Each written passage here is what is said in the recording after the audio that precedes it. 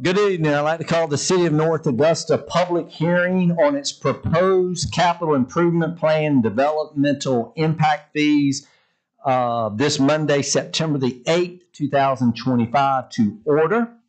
It's great to see everybody. Thank you for being here. I figure most of y'all are probably here for the study session, but that's okay. Let me kind of lay some ground rules for the public hearing. Our city administrator, Jim Clifford, our director of planning, Tommy Paradise, they are going to make, one of them or both will be making an opening comment, kind of as a review of why we're here and what we'll be voting on in the future. I then will allow anyone to come forward. You'll have 5 minutes to make any statement that you would like to counsel. This is an opportunity for you to give us information that will help us in the future when we do vote on this. This is not a dialogue, but really an opportunity to let us know what your views are and what we need to be aware of. As for councils, we've got some new members. Let me just kind of remind y'all, this is not a time for us to have a discussion, okay, or to respond to public comments. If someone says something that does trigger a question for you, make a note of it, and then we can get an answer and we can discuss it once we get into the study session, okay? It's just an opportunity for them to talk and us listen. So with that being said, I am going to turn it over to our city administrator, Mr. Jim Clifford. Thank you, Mr. Mayor and Council, and I'm going to defer commentary to Mr. Tommy Paradise, our planning director, who's been quarterbacking this initiative here for the impact fees. And so, Tommy, over to you. Yes, sir, Mr. Mayor and Council, you may remember in response to citizens' concerns regarding the cost of growth maintain the current level of city services, City Council began looking at impact fees back in 2022. These fees were first publicly discussed in a joint City Council and Planning Commission meeting on October 6th of 2022. A year later, on October 16th, 2023, City Council passed a resolution directing the Planning Commission to prepare an impact fee and capital improvement plan for transportation, water, sewer, and stormwater. After the issuance of the RFP, the firm Tischler Bice was selected to develop the plan on December 21st of 2023. On September 9th of 2024, City Council amended the contract and included parks and recreations for the impact fees. After public advertisement of the meeting on February 19th, 2025, the Planning Commission held a public hearing on impact fees and voted 5-1 in recommendation for City Council to adopt these fees. Staff is recommending that Council adopt the impact fees for only parks and recreation, sanitation, water, and wastewater. And if all of these fees are enacted, the cost of a single-family home would be increased by about $2,315, which is still one of the lowest rates, if not the lowest, impact fee in South Carolina. These funds will be separated from other funds as required by state law and can only be used for capital improvements in those areas. A yearly accounting of those funds are required by the statute as well. Also, as a reminder for council, the recommended staff amount is not the full amount. There was a transportation component of this, which required a significant multi-million-dollar match from the city of North Augusta, which the staff did not feel was achievable in the time frame associated. And if we had collected those impact fees and not met the match, those impact fees would have to be returned to the original developers. And again, just didn't feel like that was going to be fair to the developer or fair to the city to have to find those kinds of dollars, and those would require probably a federal level of match, not something we could even get through the state. So with that, what you have in the study session packet today is not the totality of the amount that could be collected for impact fees, but it's what the city staff felt that could be collected and executed within the city itself. Either you or Tommy, do you want to say just briefly exactly how those fees are enacted, as far as where is it coming from, when does that happen? So Tommy's got the better technical view of it, but these are for new builds. So this does not have an impact on existing housing inventory inside the city limits. This would affect new neighborhoods, new developments that are going in to contribute largely to our parks and recreations facilities although also some into utilities, but the largest amount really would go into Parks and Rec. And so it allowed the baseline level of service we have now for Parks and Rec through all the new developments that are coming online here in the city. Very good. All right, we're going to go and get started. Who wants to go first? As Jason jumps up as fast as he can. Okay. That's a smart man. I know. Hello. Good evening. How are Hey. y'all? Ever we know you, just state your name. Yes. Yes. My name is Tiffany Heitzman. I'm the Executive Director of the Home Builders Association of Aiken, Augusta, representing about 450 members. So tonight I want to talk to you about why you should vote no on impact fees. The very most important point I want to make is housing affordability. Not only is our entire country in a housing crisis, but the state of South Carolina is as well. It's across the country, across the region. It is harder and harder for working families trying to raise a family to afford a home. The American dream is getting further and further away. A study just came out about 30 days ago that the average homeowner or the average income compared to buying an average home, South Carolina is minus $25,290 from their wages to what they can afford for a new home. Again, housing affordability, number one issue. The other thing that I want to bring up is economic growth and jobs. Y'all hear it all the time, especially with SRS right here in this footprint, all the jobs that they're bringing online in the next 10 years. And the more housing, that affects the workforce. If people can't afford homes where their jobs are, they'll go somewhere else where they can. There's already a shortage of workforce in our region, in this area.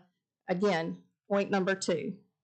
Number three is fairness, that Parks and Recreation, a lot of the already in place for new developments is to give amenities, new amenities in these new developments. Most of them already have sidewalks on both sides of the streets, parks, green spaces, pools, all those amenities that y'all require us already to do. Why do we need more Parks and Recreation? Another thing that I want, if you don't know, but impact fees cannot be used to maintain these new parks and amenities. You can't add staff with impact fees. So as you bring these new parks online, how are you going to continue to pay for them as well? In the study, the numbers were based on, if I remember correctly off the top of my head, 200 new permits a year. In comparison, last year, y'all did 13 new commercial development permits and 203 residential. Right now, you've done 29 commercial through May, and 49 in residential. So there's already a disimbalance of the amounts that the consultant that you paid thousands of dollars for and what you can actually bring in. I don't like to use COVID years for numbers because we all know that was an insane time. Housing jumped because of supply chain, labor shortages. But in 2019, the average sales price of a median new home was $210,892. Last year, the average price was $322,972. That's a $110,000 increase in 5 years. Think about that. That has pushed a lot of families out of owning a home. We all want everyone to own a home. This is just making it harder and harder for American families to own a home. In closing, I know I only have 5 minutes. It is essentially a double taxation on new residents who are going to bring new property tax dollars, new customers to your businesses, and to the new business owners here in North Augusta. They're already paying business license fees. Now they're going to have to pay an additional impact fee. And I know that the consultant liked to say, oh, it's only $14 on a mortgage or $34. That's just simply not true. For every $1,000 of an impact fee passed down to the homeowner is approximately $500 on top of that. In an area where we're already seeing people being priced out of homes, $1,000 or $3,000 or $4,000 could be the difference in them owning and having to rent or move somewhere else out of the area and then take that workforce with them as well. Impact fees cannot be used to solve old problems. They can only be used for new things. And there is a lot of legislation, thank goodness for our state legislator who put an impact law and study the manpower and the things that you have to do to make sure that your impact fees are used correctly, an annual study, an annual audit, all of those things have to be done. So it's not just, let's add a fee, $2,300.15 so we can get a new park. It's really much more than that. And it's really about home ownership and continuing to watch North Augusta thrive and grow. That's all I have. Did I stay in my 5 minutes? Okay. Okay, great. Thank you. Thank you, Tiffany.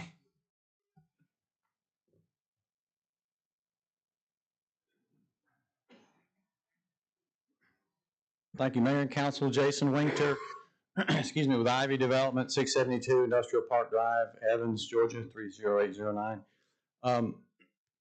Couple things I want to follow up on what Tiffany just mentioned. She mentioned a $100,000 price increase on the homes over the last 5 or 6 years. I can assure you that's not $100,000 in profit, okay? That's $100,000 in the price increase because of numerous things, increase in labor costs, material costs, regulatory costs. It's all those together. It's not $100,000 pure profit increase. And those median price numbers are from this area. That's not a nationwide number. So, entry-level house around us now is in the upper two, lower $300,000 range. So most of you are not directly in the development business, so I just wanted to quickly go through the fees that we already pay, the things that we already do in preparation to getting these lots platted and houses built, all right? So we come in with a set of engineering plans, we turn them in, we pay up to $2,500 for a review of those engineering plans. That's before any dirt's moved, any trees are cut down. All right, then we get plan approval. Our site contractor has to come get a business license. All right, and the business license for site contractors in North Augusta is based on a percentage of the cost of the site work each time they do a site. So they don't, if they did 3 jobs in North Augusta, they're going to pay 3 separate fees based on the price of that job. So to give you an example, Forest Bluff Section 2, our site contractor paid $7,700 thereabouts, plus or minus, for a business license for that one project. You got a final plat review fee of $500. And then we've talked about before, we have to post performance and maintenance bonds. And those are letters of credit. Those are not surety bonds. So we have to actually post whatever full amount in cash or some kind of equity with the bank. And that money just sits there. So again, for Forest Bluff Section 2, I think we posted about, or Section 1 was $150,000 in real money that we had to post that the banks can't do anything with, we can't do anything with, it just sits there. We pay a water and sewer tap fee right now, about $1,150 a lot. That's when we come pull a building permit. And then the building fees for us have been about $2,000 a house. So that's a lot of money that we are already paying. Plus, we as a developer, we build these roads, we put all the sewer, all the water in at our cost, and then we deed everything over to the city. So the city ends up with a brand new system and a neighborhood full of paying customers for water and sewer. Water's a pretty good moneymaker in every jurisdiction. So you've got a brand new set of customers on a brand new system that should not need any maintenance. So all that money should be able to go straight back to maintaining the older parts of the city and the water treatment plant, whatever else needs to be there that should not have to be focused right on that neighborhood.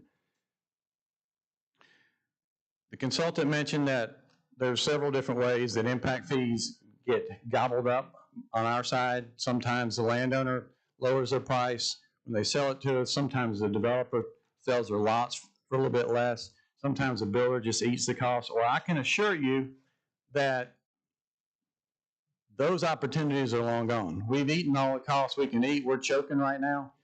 So those costs will be passed on to the buyer, whether it's an increase in the price, whether it's a reduction in the finishes that they get. Now what used to be standard now becomes an upgrade, so they're having to pay for it. But our industry has just really cannot take any more. Again, goes back to there's a $100,000 price increase on building a house these days from 5 years ago. We've been eating a lot of that already.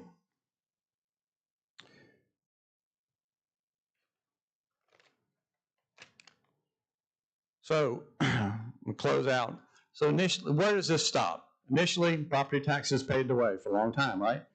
Then property taxes and business license fees. And business license fees have been good for North Augusta. Then the 1 cent sales tax came along, and that was fantastic, right? That solved all the problems. Well, now that's not enough. So now we have to add impact fees. Where does it stop? Where does the city say we can't spend anymore? We've got to either rein in, we've got to just not add anything, we've got to figure out, our expenses. There's just no more places to tap, because I can tell you, our industry is about tapped out. And the last question on the implementation of this, I know y'all talked about it, consultant Tommy's talked about it some, but when does this actually go into effect? The day after? If it gets approved, does it go into effect the day after? Have y'all talked about that anymore? Something to think about, the ones of us that do have projects on the ground that are either site work's underway, close to being platted, we have houses maybe going, still have some lots left that we're pulling building permits. We've already pro forma out those neighborhoods, and then we come in tomorrow or the day after the vote and then get hit with another $2,300 impact fee. That's hard to swallow. And Aiken County is getting ready to add that sewer impact fee to everybody, about $2,900 a tap. So, there's just a lot of things coming, a lot of things I hope y'all consider. Thank you. Thank you, Jason. Appreciate it, sir.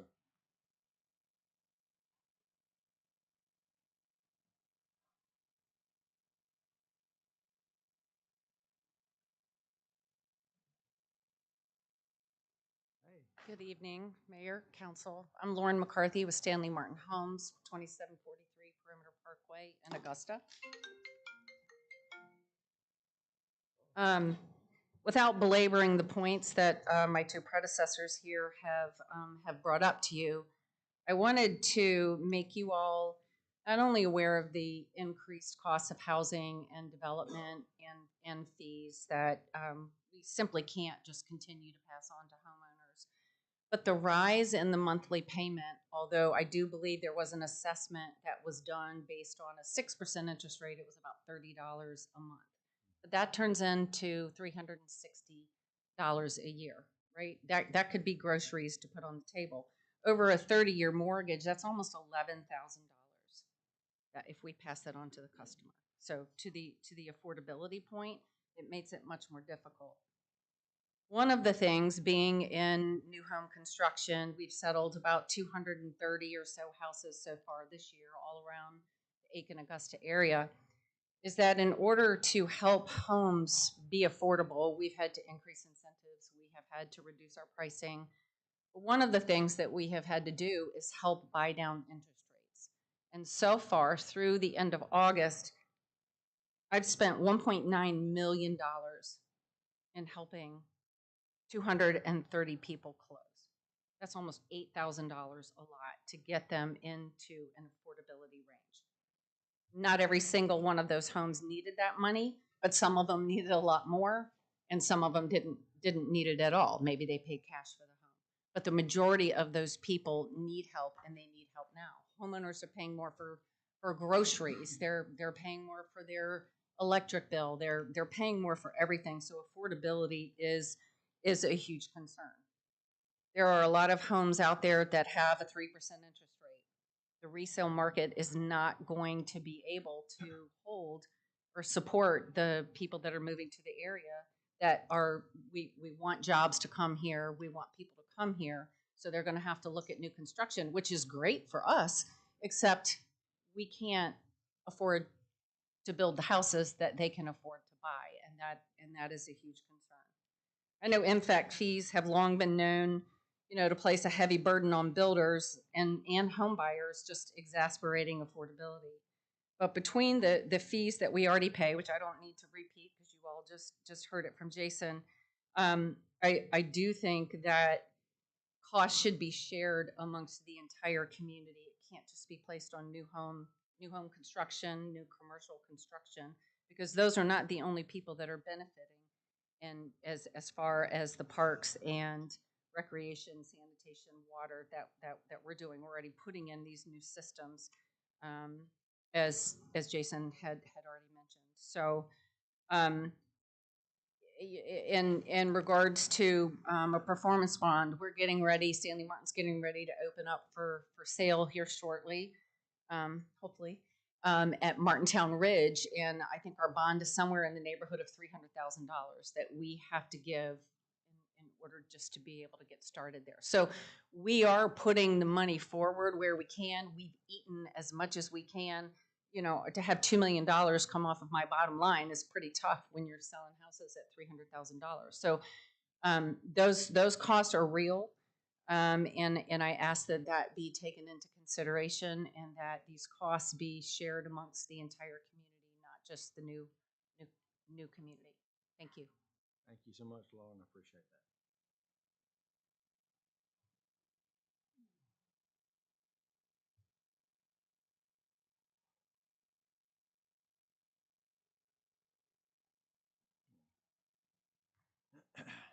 Anybody else?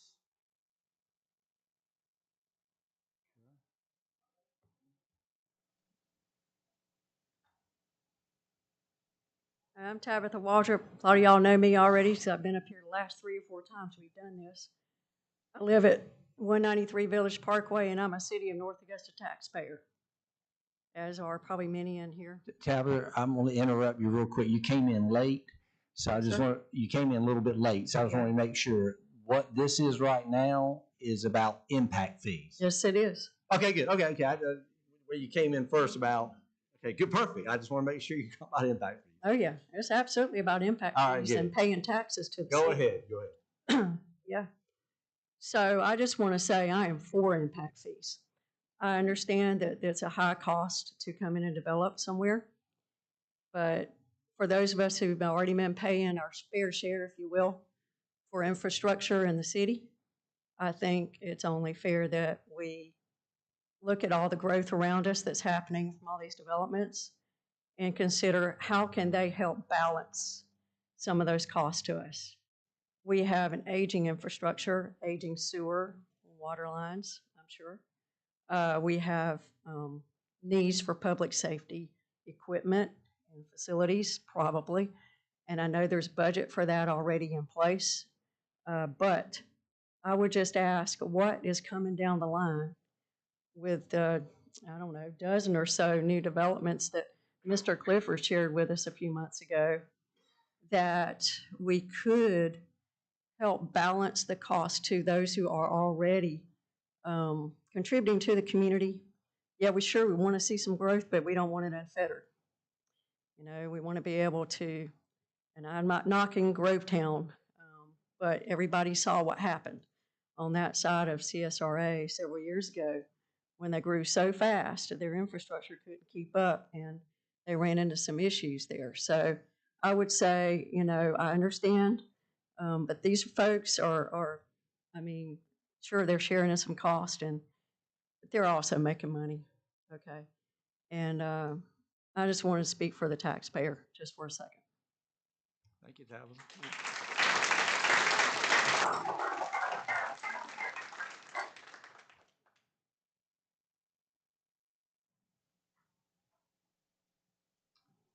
Anybody else? Anybody else? I can close it out. All right, so going once, going twice. All right, we are closing out the public hearing. And we're going right into the study session. Give me just 1 second.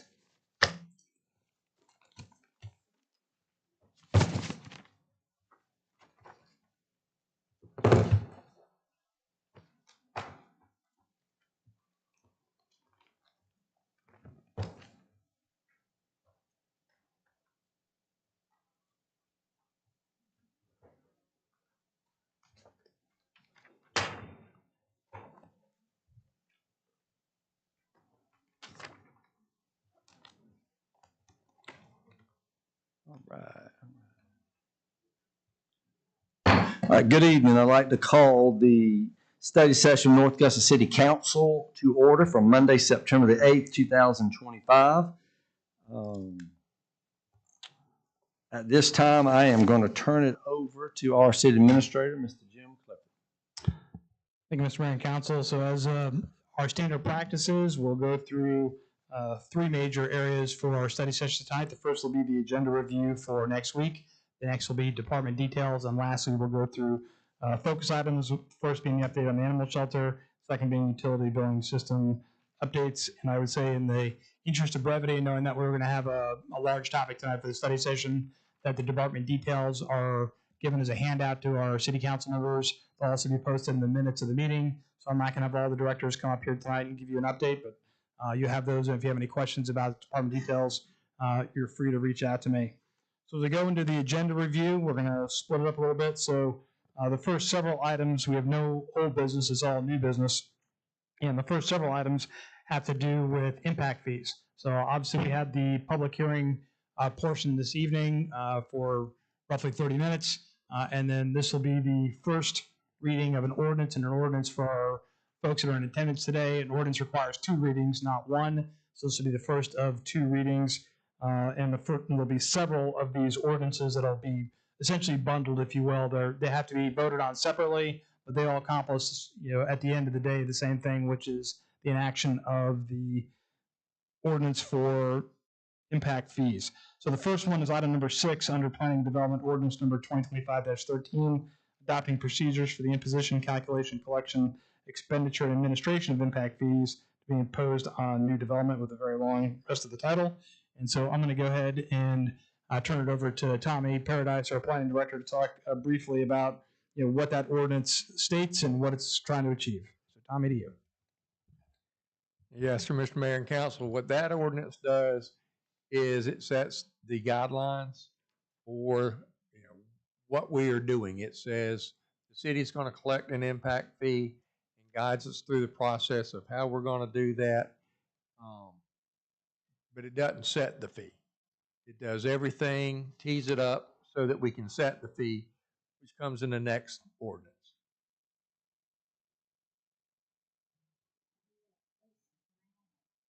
Yes. This is one. Yes, ma'am. I'm sorry. This is time to ask all your questions. All right, now I've got about 4 questions, but on that, is somebody, Jason or somebody said, as soon as we adopt it, does it start right then? What staff has recommended in the ordinance is that it go into effect November 1st. Oh, no. All right, now should I go and ask my other question? Yeah. Okay, let me see. I got that one, number 2. Now, and maybe I'm speaking out on this one wrong, but to me, if we don't, this is a hard thing to vote on the impact, because you're talking about new people, we want them here, and then we're talking about our older citizens who's been around a while, who. But my thing is, to me, if we don't have them, then there's necessarily going to have to be tax raises to be raised. And I'm not saying that's been discussed or anything, but it only makes sense that something's got to help us, okay? And then number 3, let me see. I'm sorry, y'all. All right, now, when we talk about these impacts fees, like, let's say over in Smithfield, and some water lines or whatever broke, would your impacts fee help these old neighborhoods, or is it just, can you use impact fees for, I know you have to say for rec, so it need to be rec stuff, correct? If it is rec, it has to be rec.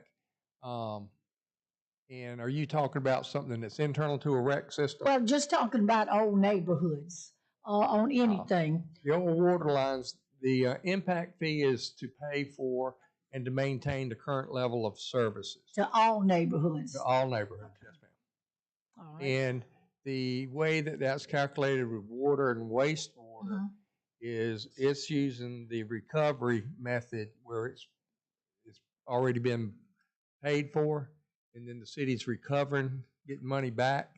So it could be used for a greater variety of things. All right. And people, let's say, who had, and I think you answered that earlier, Hurricane Helene, and maybe they still haven't got their house fixed and they're gonna have to, are they sort of grandfathered in? That would not include them on the impact fees, an old house. Councilman, that would fall under house repairs, not a new house. So impact fees would not be applicable to a home repair. And like Bluegrass and Hive, all right, so, and even though they haven't been built, we fixed it where they can do all this. Well, they have to start with the impact fees right then They will. because they are new housing. Yes. Let me be sure that's it. I'm sorry. Now, now maybe I missed something. Where in the world is Martintown Ridge?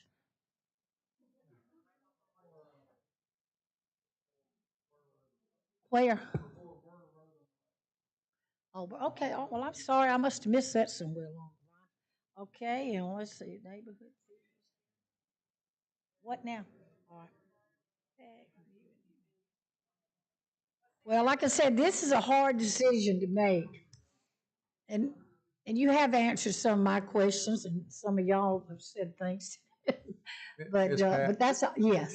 just for the people that didn't hear it, Martintown Ridge is on Martintown Road just before you get to Murrah. Yes, on the right. And it's not in Get the to city where limits. y'all, Bergen, Murrah Road. oh, Murrah Road, And it's okay. not in the city limits. And I think that, is that in the city? Okay. Martintown Ridge is in the city limits. That is? Yes, sir. And is it housing too? Is that what that is? Yes, yes, ma'am. Okay, thank you. Been That's all I, Sorry, I don't know it was annexed in.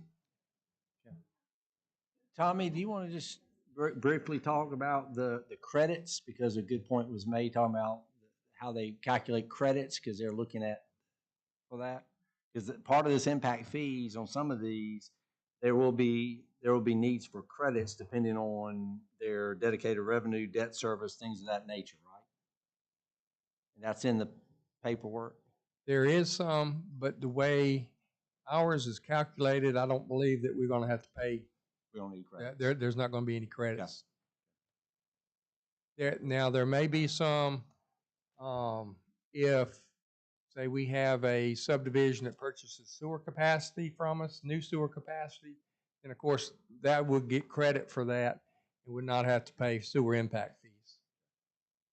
And one of the things for council, if you remember, one of the questions we did ask the consultant just talked about the North Augusta Country Club. So impact fees could be used for some of the things we've talked about wanting to do at North Augusta Country Club as far as parks. So whatever that's worth. Those are good questions. Yep. A couple quick questions. So on this meter size, you got prices from 0.75 all the way to a 12.0 turbine. So it's from 405 to 71,000. What is the average meter size for water and wastewater? On just say residential house. The most common is a 3/4 inch meter. That's why it is the baseline, the 1.0, 188 gallons, I believe they use a day, and about 144 goes out. But that's the baseline. The higher the flow coming in, the more you're impacting the system. That's why the cost goes up. Gotcha. And one last question. So Pat made a comment about, hurricane damage. So I know somebody that the house is has to be demolished and rebuilt and may not be built before November 1st. Will they be hit with an impact fee? No, sir. That's there's certain exemptions in the state law, and remodeling, rebuilding houses. If you have a house that's demolished and you rebuild on that lot, Okay. you're not adding impact to the system. Yep, they're not. Okay. I got a couple quick things. I believe when we discussed this first time, it was mentioned that our buy-in for like the roads and bridges part would be like $50 million, 51, 52, somewhere in there. So I believe that was the total cost. Our So- buy-in, I believe, is 45 million. 45 million. So what is that suggesting that our total, like what are they saying that we need if that's just our buy-in? Well, with the buy-in, They're covered in part of that, y- right? y- right, no, the 45 million is what the city would pay. Right. So So what is, remainder is what the impact fee would pay. What is the That is impact looking- fees pay on that? Well, staff is not recommending we go. I understand that, but what are they saying that we need total? We looked at the long-term range transportation plan that we have in effect through the arts, and that's where the different projects came from. Okay. And So just- if we can't come up with that $45 million to buy in, and it's way higher what they're saying that we need, where do we come up with all that? Short answer is we don't. don't? There's Okay. now, just to be clear, we're not talking about, existing paving roads. This is talking about major projects on the Martintown Road corridor. And so, for example, one of the projects is funded by one of the developers. So the traffic light at Martintown and Knobcone was originally on that traffic study. And so that cost was not borne by the city, it was borne by developers. So Just to be clear, I just want to ask, they are suggesting then that we need over $45 million worth of major road work here. Is that what they're saying? what they're saying is if the developments come online, especially in the Martintown Road corridor, that there's going to be a recommendation for, I think, $51 million total of road work and projects associated with that growth. And just, Dennis, and that's a good questions. We need to just get them, because y'all weren't there. In one of the previous study sessions, we had a list of the projects like Five Notch. I mean, there were some things from the arts that, in our initial conversation, oh man, that'd be great. We've been wanting to do that. And then we looked at what our cost was. So, but we can get that list to y'all. Because I don't think it was in this packet, but Thank just you, so sir. you know, just so you know what it is. And the other thing is, I know earlier in the meeting, it was mentioned that this was originally amended, before the new mayors of council came on. Looking at some of the public safety stuff, facilities, the age of the fire trucks, the equipment, and I know we can't use this to pay for people. Would it be too late to amend this to add public safety to it? I believe the answer is it would be too late to amend this for this particular thing. I think we'd have to go through a whole new study based on the timeliness of the information. So this ball got rolling in 22. We let the contract in 23 for data to get to 24. So it's if you had a desire as the council to have a look at public safety from an impact fee perspective, the staff recommendation would be to either enact or not enact the package that's before you, and then consider a future package. Thank you, Mr. Clifford. Thank you. And Councilman, I believe you've got a, Councilman, I believe you've got a copy of the study that was included. If you look on page 26, that will give you the projects that we were talking about. Yes, sir. Thank you. And just part of your point, the conversation we had, correct me on this, Kevin, but what I think kind of came up with as far as a council was the fact that in the past, we've been able to use capital project sales tax, and we've been fortunate with this last piece of money with ARPA. So, and we've been able to bake in, down the road as far as possibly a few costs with what we've been increasing our capital improvement fund. So we kind of felt like we've been doing, we had other avenues and we did, that's why we didn't include the public safety, basically, was the conversation, the point I'm trying to make. Thank you. That's all I got. I agree with Councilwoman Carpenter. I don't want to have to raise millage rates on people that have been here their whole life. And I think that if this gives us a slower, sustainable growth that the citizens want to see, then we should do it. Mr. Mayor? Yeah, go ahead. Yeah, Mr. Beal. couple questions. One, I'm not so keen on impact fees. Personally, anybody that's ever lived in North Augusta has never paid an impact fee. I haven't paid one. All of the improvements that we have in our city have been paid by other means than impact fees. I see perhaps about 200 building permits that this would affect per year at a couple $1,000s. And the formula for figuring those out, and it's kind of odd because I'm a Parks and Rec guy, but Parks and Rec gets the lion's share of that money. And in one of these tables, would be on page 9, where they talk about park land level and the amount of park land that we need in our community. I think we've shortchanged the list. There are at least 5 parks that I know of that are not on this list. And that includes the one just across from Public Safety. I believe that's Davenport Park. Is that right? The Living History Park is not on this list? No, right, the new police station. The new one, right at the top of the hill, by the old Channel 12. The Greenway is not on this list, which is probably one of our biggest parks and most used parks. And of course, the Country Club is not on that list, nor is Calhoun Park, which is right in the middle of downtown. And I'm sure there are pocket parks around that that are also not included. I did see that where's that one at? Bunting Park is a beautiful park at the end of Bunting Road, but I've never seen anybody there.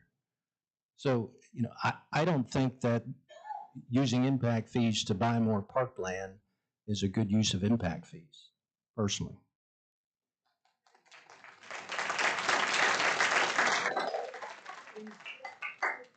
I can add, I never expected a round of applause tonight.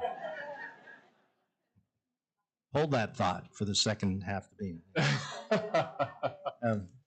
There are a number of other on page 10, and that would be the park improvement and the cost allocations for all of those. I know picnic shelters are on there.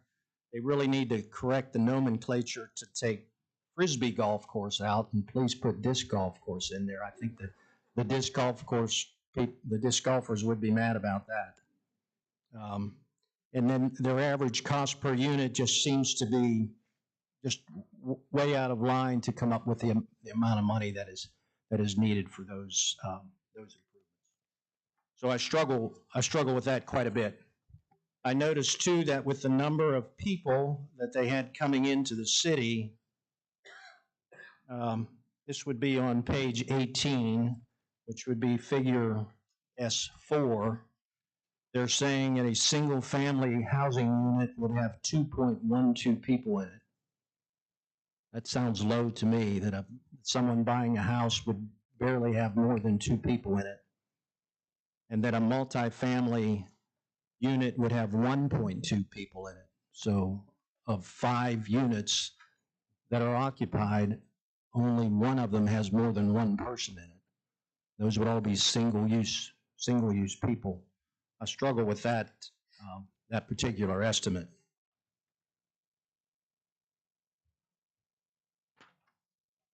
This is a wealth of information to try to get through in 3 short months, or especially a couple of weeks of trying to review all of this information. I saw the number of people that are living in North Augusta and working in North Augusta, and I thought that number just seemed relatively low. I don't know how they came up with that. Only 891 people that live in the city and work in the city. I thought that was a strange comparison as well. I thought the number would be quite higher than that. But I also know that the cost of housing is out of sight. I know that the house I bought 35 years ago was $57,000 for the house that I got into now. And for all of the people that are trying to buy houses in our community, not only is the inventory low, but the cost of them is just, maybe I'm just old school with that. Maybe I'm just a solid color kind of guy, but the cost of housing to me is just incredible. And as you continue to add the cost of housing to go up, you're going to need more rental units, which has been another issue for us as we put a moratorium on that. So I have a lot of concerns with the impact fee itself. I don't think it's to solve a lot of our problems. I think we've been able to to buy equipment. We've been able to make improvements on city taxpayers. When we pay your tax to benefit the city, I don't want to make it one part paying more than the other part. I think we have a lot of benefits from living in the city here. I personally have my issues with the impact fees. Those are good questions. And any of those particular things you noted, if you would get that to Tommy and he can get you clarification on that, okay? Thank you. Thank you. Yes, I'll go next. And John, you stole some of my thunder on that. I struggle with it being as heavily weighted to rec also. What interested me about impact fees were the ability to perform infrastructure improvements. And then when you see what the obligation with transportation is, I don't disagree with us not necessarily looking in that just based on what the risk is involved in that. But to me, that was one of the primary needs that we would have to fund through impact fees. Also think we need to be careful in that though impact fees could potentially have a moderation on development if that's what we truly want, I don't think it's a panacea. I mean, I think there are other things that we need to look at holistically as part of that conversation. So I don't want us to get too confident in the fact that when you look at the way impact fees have impacted, for lack of a better word, other communities, it really hasn't had a significant growth or significant restraint on, or it hasn't given you more control over the growth that's occurred in that community in the ways that people thought that it would. So, I think there's a bigger conversation that has to be had with that. But I struggle with a lot of the same things you brought up, John. I am not opposed to impact fees. Again, my hope was that they could be used for infrastructure related, water improvements, sewer improvements, transportation oriented improvements, road improvements, those sorts of things. And just in the way that we're allowed to do them, there's some limit. We can do it at stormwater or wastewater, water and sewer and those sorts of things. I mean, we do have that, and I support that part of it, but I'm a little uncomfortable with the weighting towards rec as well.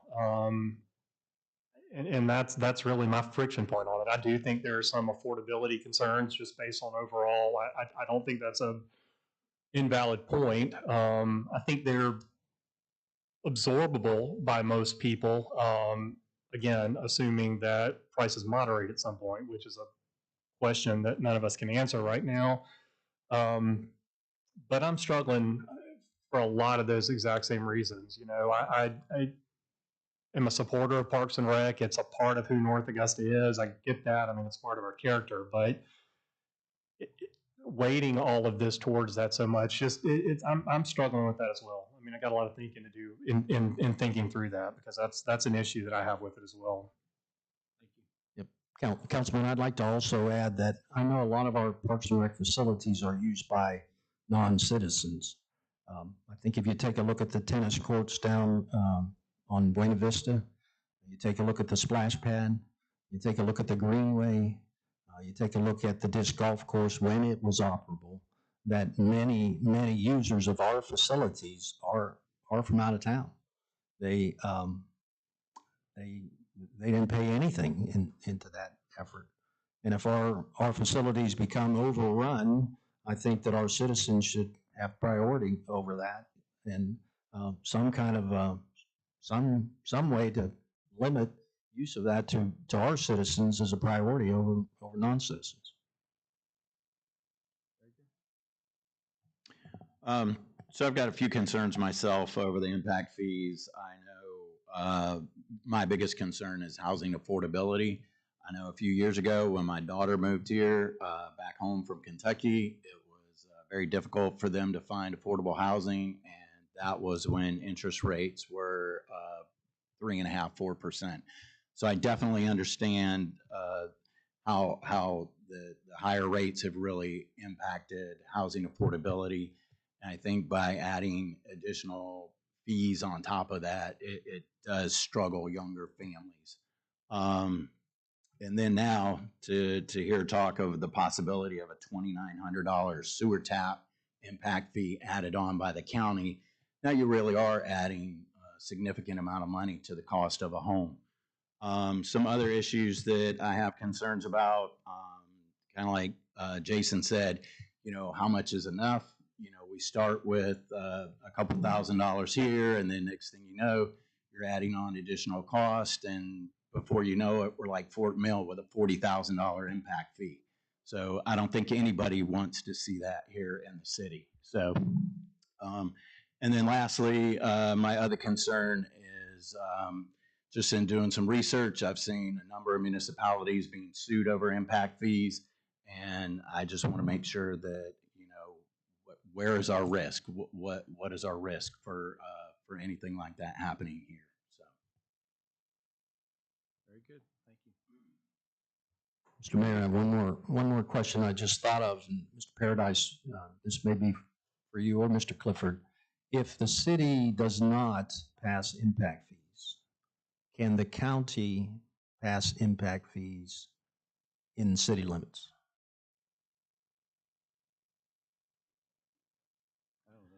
Don't have a definitive answer for you on that one, Councilman, but we haven't seen that in our body of research yet within impact fees. We've seen impact fees through a number of municipalities throughout the state, but I've not seen one enacted from a county into the city limits, which is not to say that it couldn't happen, but just we haven't seen that in our body of research. Maybe we should ask a few of our attendees if that's on the agenda anywhere.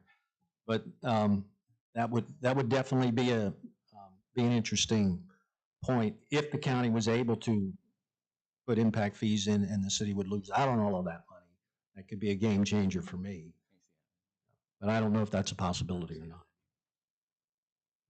Do we know if the county's enacted any other impact fees other than the tapping into the sewer? And do we know how that's working out for them so far? I can't speak to impact fees. I can tell you that there's a charge for newer sewer capacity, and so they are currently selling sewer capacity to water and sewer authorities. So City of Aiken's already bought some. It's not an insignificant cost. I think that's how they're getting after impact fees, if you will, at least when it comes to wastewater, it's through their Horse Creek facility to buy that capacity. But I've not seen tap fees or other things that are organic to our water authority or sewer transportation. What the county does is they're operating the wastewater treatment plant, and then you have Breezy Hill or City of North Augusta or other entities that are water and or sewer utilities that are laying those costs on the developers for the tap fees. I told a fib. I have another question. Mr. Clifford, does the city have enough property, available property for development, you feel, to have 200 or so new permits issued over the next 10 years? Is there enough land in the city to do that? Short answer is yes. Okay. So if someone would, just outside the city limits, build a house and then apply for annexation into the city, and we had impact fees, would they pay an impact fee? Mr. Phelak, one is city ordinance requires that if they're contiguous to the city, that they annex prior to that construction. So if they get city services. So they should have come in and had to pay the impact fee. But as along that same line, if we're providing water or sewer utilities to someone that's outside the city but in our service district, as I call it, the third ordinance there that you have before you, it would put the water and sewer impact fee on them as well. Even though they were not in the city, we would collect that for our utility for the services because they are impacting that service as well as the citizens inside the city. So we would collect water and sewer from them. But not Parks and Rec? Not unless they are annexed into the city.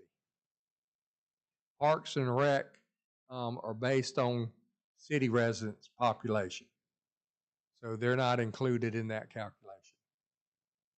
There's a significant number of out-of-city residents that use not only our facilities, but our programs. I'm not going to disagree with you. Yes, yeah, there are quite a few. That is my last question. That's what we're here for. We're gonna have another, more time for more questions. All right, anybody else? Okay. So what I would ask council, all great questions. So again, some of the questions, John, you had mentioned, some clarification you want to give on some of those graphs and charts, shoot that to Tommy. And he'll be able to get that to you because we'll also have council discussion next week as well. So, all right. So with that being said, let's move on. Congratulations. That's the first of many. The next one is ordinance number 2025-14, establishment of impact fee charges, first reading. And so I believe, as Tommy will tell you, this is actually establishing the rates associated with these impact fees. And so you can look through your council packet there and see what those numbers are. And if you have specific questions, Tommy will be ready to answer.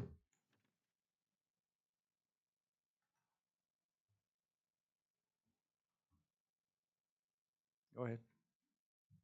Go ahead. No, just move on to the next one.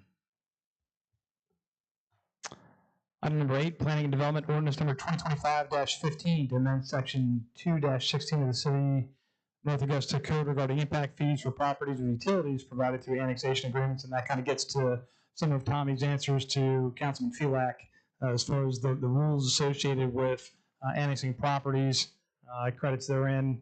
And so again, that's also in your council packet for you to review. And Tommy, Paradise, and I are prepared to answer your questions.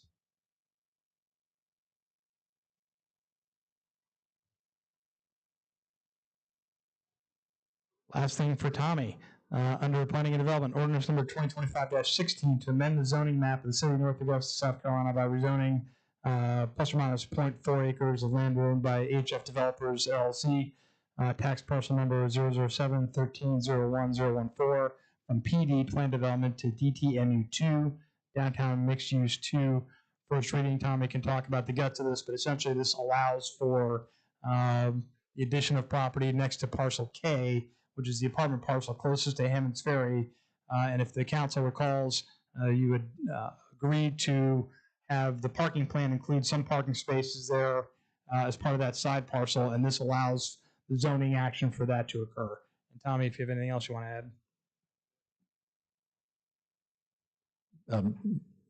Yes, sir. Mr. Clifford, is there a number of parking spots?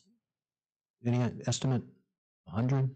No, it's not. It's like 3 or 4. 3 or 4 spots? 3 or 4 spots. It's a relatively small parcel. We need them. Yeah, we need the 4. This is to clean up what we had done before. Yeah.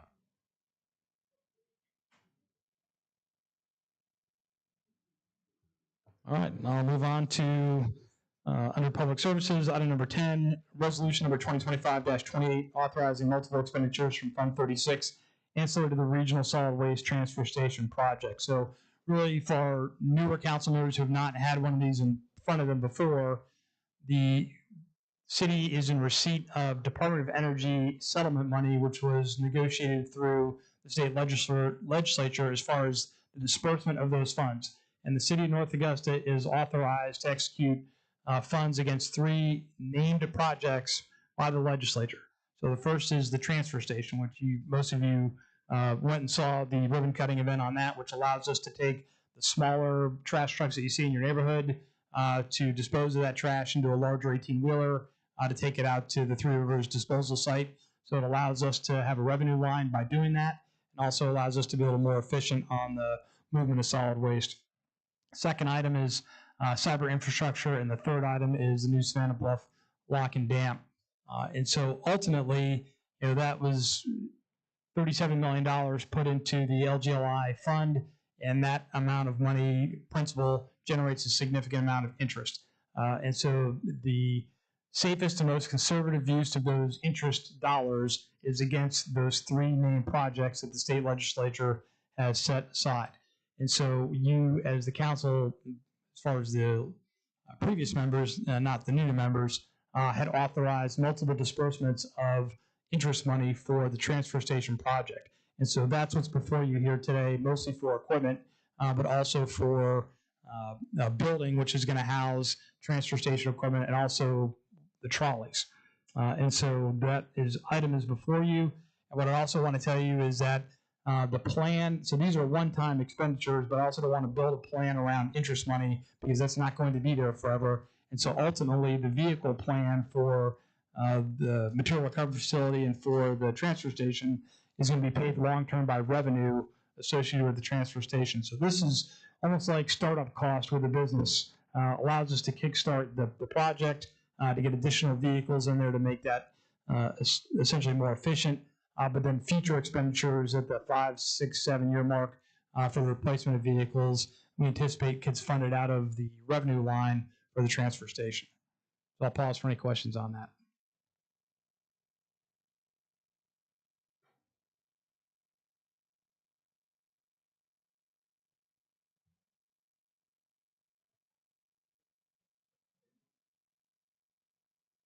Hearing none, we'll move on to item 11, resolution number 2025-29, authorizing acceptance of withdrawal of awarded allocation for the accommodations tax funding from the state of South Carolina, tax year 2023 to 24, and approval of withdrawn funds to be added to the accommodations tax year 2024 to 2025 accommodations tax program. And Jamie can probably talk this at better length than I can, but the previously in the 23 to 24 tax year, the Augusta Symphony had been awarded a grant in the amount of $20,000 under the accommodations tax program. They're not able to execute those funds in accordance with the rules associated with our state mandated rules and statutes. And so they have opted to decline that grant, and that money would roll into the next fiscal year for accommodations tax disbursement. I'll ask Jamie if I got that right. You're correct. So we're just taking unused funds and putting it back in the bucket for next time. It is, Mr. Mayor, but also just wanted to highlight that, when we talk about money, there's not a slush fund or an ability for the administrator or the finance director or the staff to move money around in the pot. So this is a very visible reminder that even when money gets refunded or disallocated or reallocated within the budget, that is brought before the council for your action to take within the budget. And Mr. Clifford, just to clarify that awardees of ATAX money can apply for a 1-year extension to pay that, to use those funds, and in this case, they declined to do that. Yes, sir. So That's then- why they provided the letter. And then it returns back in. Very good. All right, for the next several items, I'm going to turn these over to our Assistant City Administrator, J.D. McCauley. I'll start off with, under administration, resolution number 2025-30, committing the city of North Augusta to providing a local match for Municipal Association South Carolina Big Idea Grant and following its procurement policy when securing services and products with grant funds. So JD, over to you. Great, thanks, Jim. Just not to go backwards, but just want to let you know, if you are looking forward to seeing the Augusta Symphony, they will be in North Augusta October the 11th at 7 p.m. at Sharon Jones Amphitheater. It's a free-to-you concert put on by Explore North Augusta. Then coming to number 12, our new grant from MASC. It's a reworked version of their hometown economic development grant, which we won last year, but for $25,000, which we are rolling into the downtown traffic calming project. That'll be for the signage for that. This new grant is an impact grant. That word seems to be pretty popular tonight. But that is for larger projects that have a big idea grant is what they're calling it. And just like we do every year when we apply for this, we have to have a council resolution that authorizes us to apply. So they will consider our application. Every year we have a match, which comes out of Capital Projects Fund. So this is an ask for council to authorize us to apply for this grant. And this year we have selected it's called a 4-Minute Community Program. It's 4-Minute City is previously known as.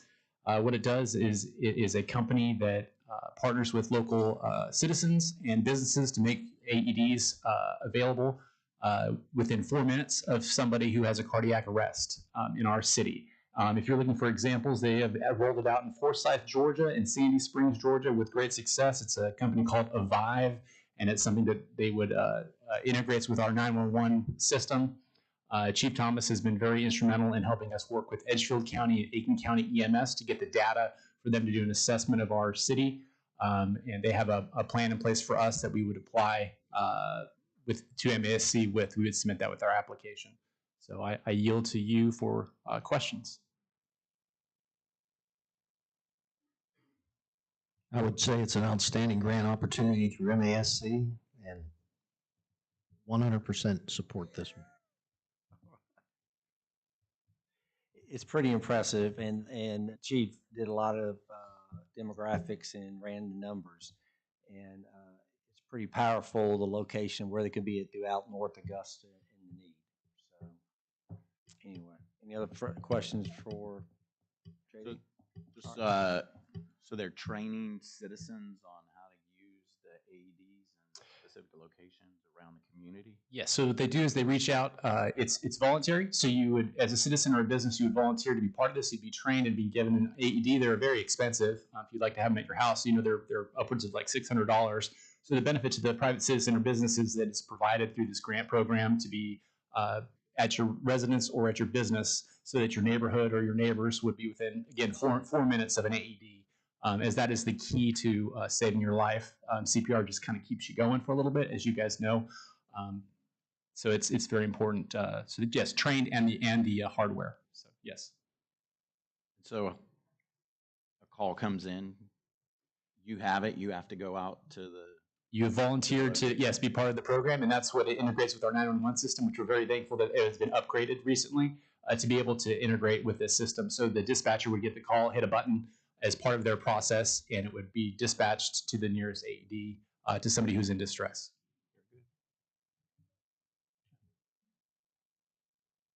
Any other questions for JD? All right, let's move on. All right, great. Next item up for bid is number 13, authorizing funding for approvals of mural crosswalks. So this is a great program, as you guys have experienced in the past. We have done with partnership with North Augusta Forward, which I think they're all here behind me, in support of the public art initiatives we've done in the past. They did the Center Street Tunnel, which has been a raving success. We worked with them to identify, as part of our West Avenue crosswalk project we did last year. If you remember, we milled up and removed the old kind of thermoplast brick and laid down some new asphalt, cleaned up those crosswalks. And with new asphalt, you have the opportunity to put down some mural artwork, some decorative crosswalks, as it were. So we partnered with them to get some artwork that the downtown, because they're our Main Street USA, South Carolina Main Street affiliate. We partnered with them to get artwork that would be approved, acceptable to our downtown merchants.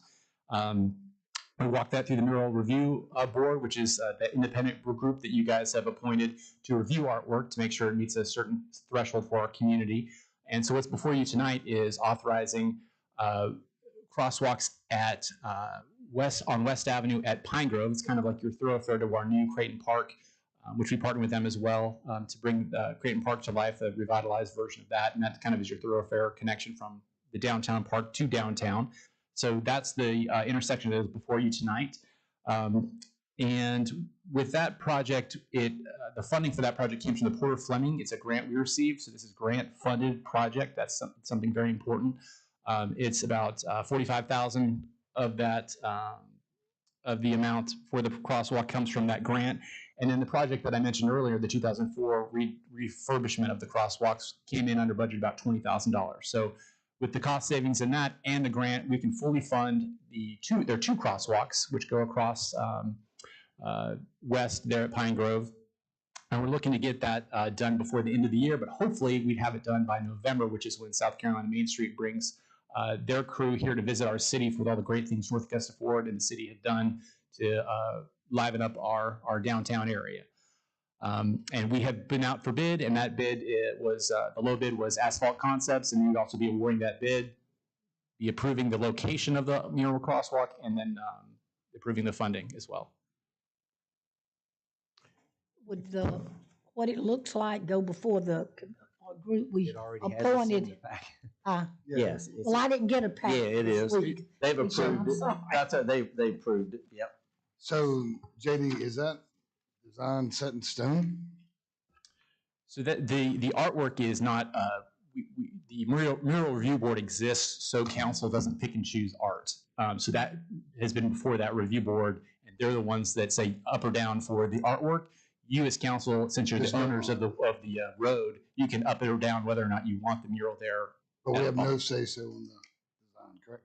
Well, you do by appointing the members of the mural review board through that process. But then those individuals, just like as you appoint the ATAX committee, they have that kind of. The road mural itself is interesting. Well, a note on that is that it's a local North Augusta artist that Don Cardona who did it for us. So who's in the house? Maybe Is that Don? Oh, okay. Is it meant to reflect North Augusta? It just I am doesn't not an seem to artist. reflect North Augusta to me. I mean, that's just. I can neither confirm nor deny that.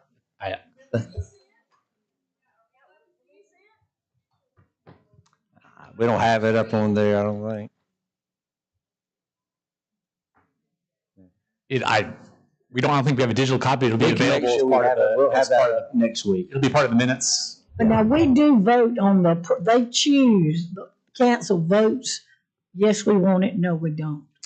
Yes, you're voting on whether or not to. Except that particular one. No, approve no, Pat, listen, we're not, what we're voting on is, do we want to hire the company that won the bid to put the mural down? Because we own the road.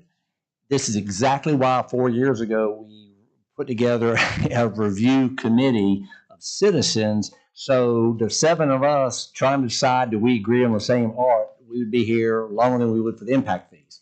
So, but I would tell you is my experience, and I've been in a lot of towns, is there are murals that, to your point, John, are done to highlight the community, the town, but there's a ton of murals that are done that look at art totally different than you and I look at if we looked at art. So the thing that hit me about this is the brightness, the color, and that's really in my mind, what I take. Not that I'm trying to analyze what is every little thing within that looks like. So that's what I Well, think and about when art. we appointed that committee, you said 4 years ago, I think 3 years. to me, what we sort of said, let's do things that relate to North Augusta. No, we didn't. And nothing about Bevel Edge, because I love that place. But when that came up with the mural, everybody just sort of said, what does that have to do with North Augusta? Yeah, But I think now you might we not can't be do in that my legally, mind. Kelly. We had that whole conversation. You can't legislate art.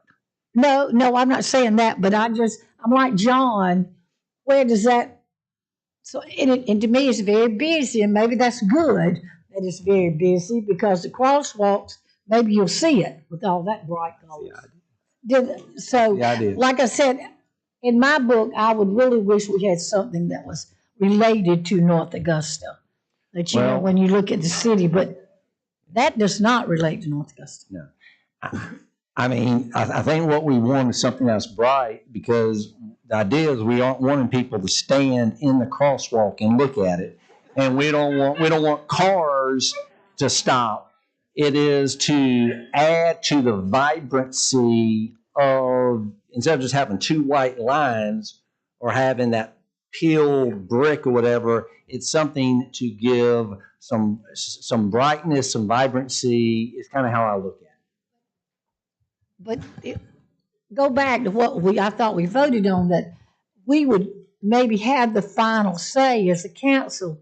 We all like this. We have the final say. If you do not like that Yeah. that design, then you can vote no. Against. You're not voting no. I mean, you are voting indirectly about the mural, but you're voting that we're not going to do anything with the mural. Okay. Because what we're But if voting is everybody for else the man. voted yes. We're voting for asphalt, the company that's Yeah. $63,000 to do the mural. Yeah. So if you don't like the mural, then absolutely you can vote no. No. And then that's where we are. Yeah. Absolutely, we Well- have that right. I'm just North Augusta fan. And if you remember when we were in Greenville, you saw murals, not everything tied in with the city of Greenville. Any other questions for JD? These are good questions. That's why we're here. That's why we have it. Okay, let's move to the next one. All right, and then the next item for me to review is part of phase one in the parking project in Riverside Village. We discussed, and there's an image for this one actually we put together. Just a reminder. We went out for bid. The bid's open tomorrow for the Bollard project in Riverside Village. This is for traffic safety, traffic and pedestrian safety. So on the picture on the left, the highlighted areas in yellow is the area we are looking to install bollards, which are pictured on the right. Baseball bollards closer to the stadium entrance, which is at the top of that picture, and then the rest of them will be black bollards. Now again, depending on the funding that we have available, is how far we can go. We're going to focus in on the main areas where people congregate, which is at the ticket booth and down at the Sharon Jones Amphitheater. So based on how those bids come back, we will value engineer ourselves back to what we're able to afford.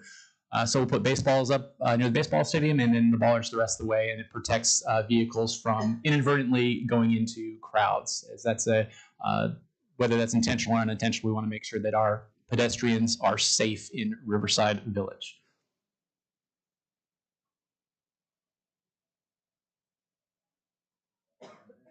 Any questions for JD? Okay. Thank you, sir. Thank you. Back to Jim. All right, so as we initially discussed, we're going to go ahead and skip past the department details because those are a handout for the council, which will also be reflected in the minutes so the public can see those once those are published. And then Jamie Paul is going to go ahead and put out some of the hard copy. I'll kick us off in just a minute. Also, I was going to give the council the option that we're at an hour and 20 minutes, so if you want to take a 5-minute restroom break, that might be an advisable time before we get into the next topic. But I defer to the mayor and council on that. Need a break? Need a break? Everybody good? Okay, you can get up if you have to. Yeah, I think we're good. All right, so all right, you good on your end? Okay. All right, so this is why I bet a lot of y'all are here. Patience is a virtue. And I thank y'all for your patience. But you got to see a lot of stuff tonight, didn't you?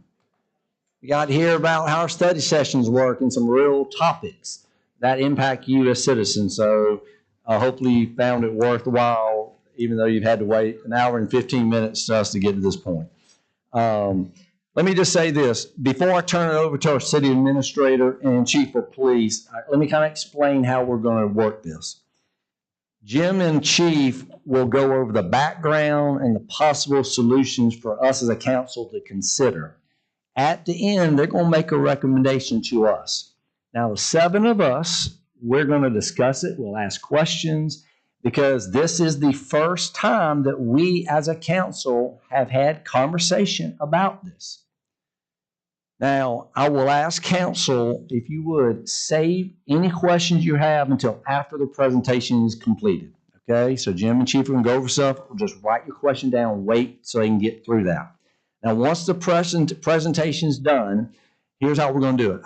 We'll start on my left with John Felak, and I'm going to let each of you, if you have an initial specific questions, okay, so if you have a specific question from the presentation, I'm going to let you ask those questions, okay? Specific question. Then we'll go to Robert and Pat all the way down, okay? Now, once everyone had a chance to ask a specific question, then at that point, if there are follow-up questions, we want to begin conversation, discussion with council. But I want to at least get everybody's initial question in order before we go further with more questions and discussion. Is that fair? Okay. Let's see. Okay. Yeah. I mean, I shouldn't have to say it. I'm going to say we've never had to do this, but our ordinance does state that even for a council member has 5 minutes for comments when we get to that point, not questions. But you know, I'm not a stickler for that. But we are going to go 30 minutes on one tirade. Once we have a discussion. Once we've had our discussion, basically all we're going to do tonight is get a consensus. We're not voting on anything, but we're going to need to get some kind of consensus from us to be able to give some direction to administration. And when we do that, All we're asking is, hey, this particular solution, we want to know more about it, get us more details. We haven't decided that's going to be the solution. We're not voting on that. We're just saying, okay, of whatever you presented to us, this is the one right now. We want you to go get us more information. And we turn it over to them, and that's his job to go fine tune all that information, then we'll bring it back to us. And we'll have a conversation at that time. So now for citizens in attendance, although you're not going to have the ability tonight to speak, there will be a lot of opportunities for you. We got the Pow Hour next week. I already know several of y'all have already signed up for that. Just to let you know, at every city council meeting, at the end of the meeting, we have a public comment period. And as long as whatever's on the agenda item, and this will not be on the agenda items, you would be able to come in front of council at the end of our meeting and talk if you want to. So we always allow that. And then, of course, when we always have a public comment period before we have a resolution. So again, this is really about us tonight as a council. This is our first opportunity to start digging into this and deciding what direction we want to go. I want to remind everyone that, and I've said before, really are glad you're here. It's been great having this type of turnout. However, I want to be very clear, this is not a rally, okay? So making noise and disruptions, it's not okay. We need to stay focused and not be distracted by disruptions, okay? I need you to be respectful. You're here to listen, take notes, and you will have a ton of opportunity, not in this meeting, but afterwards, to talk, okay? So if you would, just work with me on this, because I really want us to be able to address this and our council to be able to hear that discussion. So hopefully that's fair to everybody.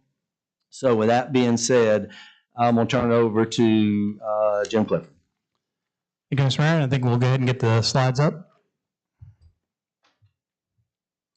I ask you to hold all your questions to the end. Next slide.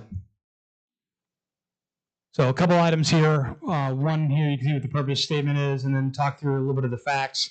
And so the original shelter that we have was established really to handle dogs that are associated with police incidents. So for example, if you have a report of a deceased person in the house and the police go there and get into the house and find a dog there, they're taking control of that animal for a period of time. And the 5-day hold is actually a state requirement, not a City of North Augusta requirement. Animals are taken to our shelter. Obviously, they're given some initial meds by the animal control officer if needed. They're evaluated, and then they are taken to vet for services if required. It certainly enables them for adoption, but some of those things are done after the 5 days hold is over. Sometimes they're done before, depending on the situation and the advice we get from the vet. Next slide. So I wanted to do an apples to apples comparison, if I could, for you about what cities in South Carolina are doing. And so I chose several cities that are close to size of North Augusta. The population data, as you see there, are from the 2020 U.S. Census. So that is not based on 2024 or 25 census estimates. But that's the last lock-in data that we have for all these cities. So I went as small as Batesburg, Leesville, which is close by, to as large as the city of Greenville, a population of about 70,000 people.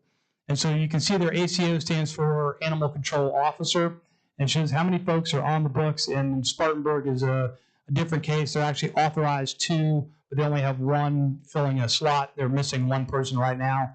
They've had some difficulties in getting them hired. And then you can see where those animals are housed. So Greenville, starting at the top as the largest, has 2 animal control officers, and they transport their animals to the Greenville County shelter. Spartanburg has different relationships. So they have a shelter that's run by the Spartanburg Humane Society. So they're not taken to the county shelter, they're taken to the Humane Society. City of Aiken nearby takes theirs to the ASPCA shelter. Conway on the eastern side of the state has 1 animal control officer. They're similar in size to North Augusta, takes theirs to Horry County. Obviously, we're maintaining our own shelter, and we look different than everybody else, and that's for a reason.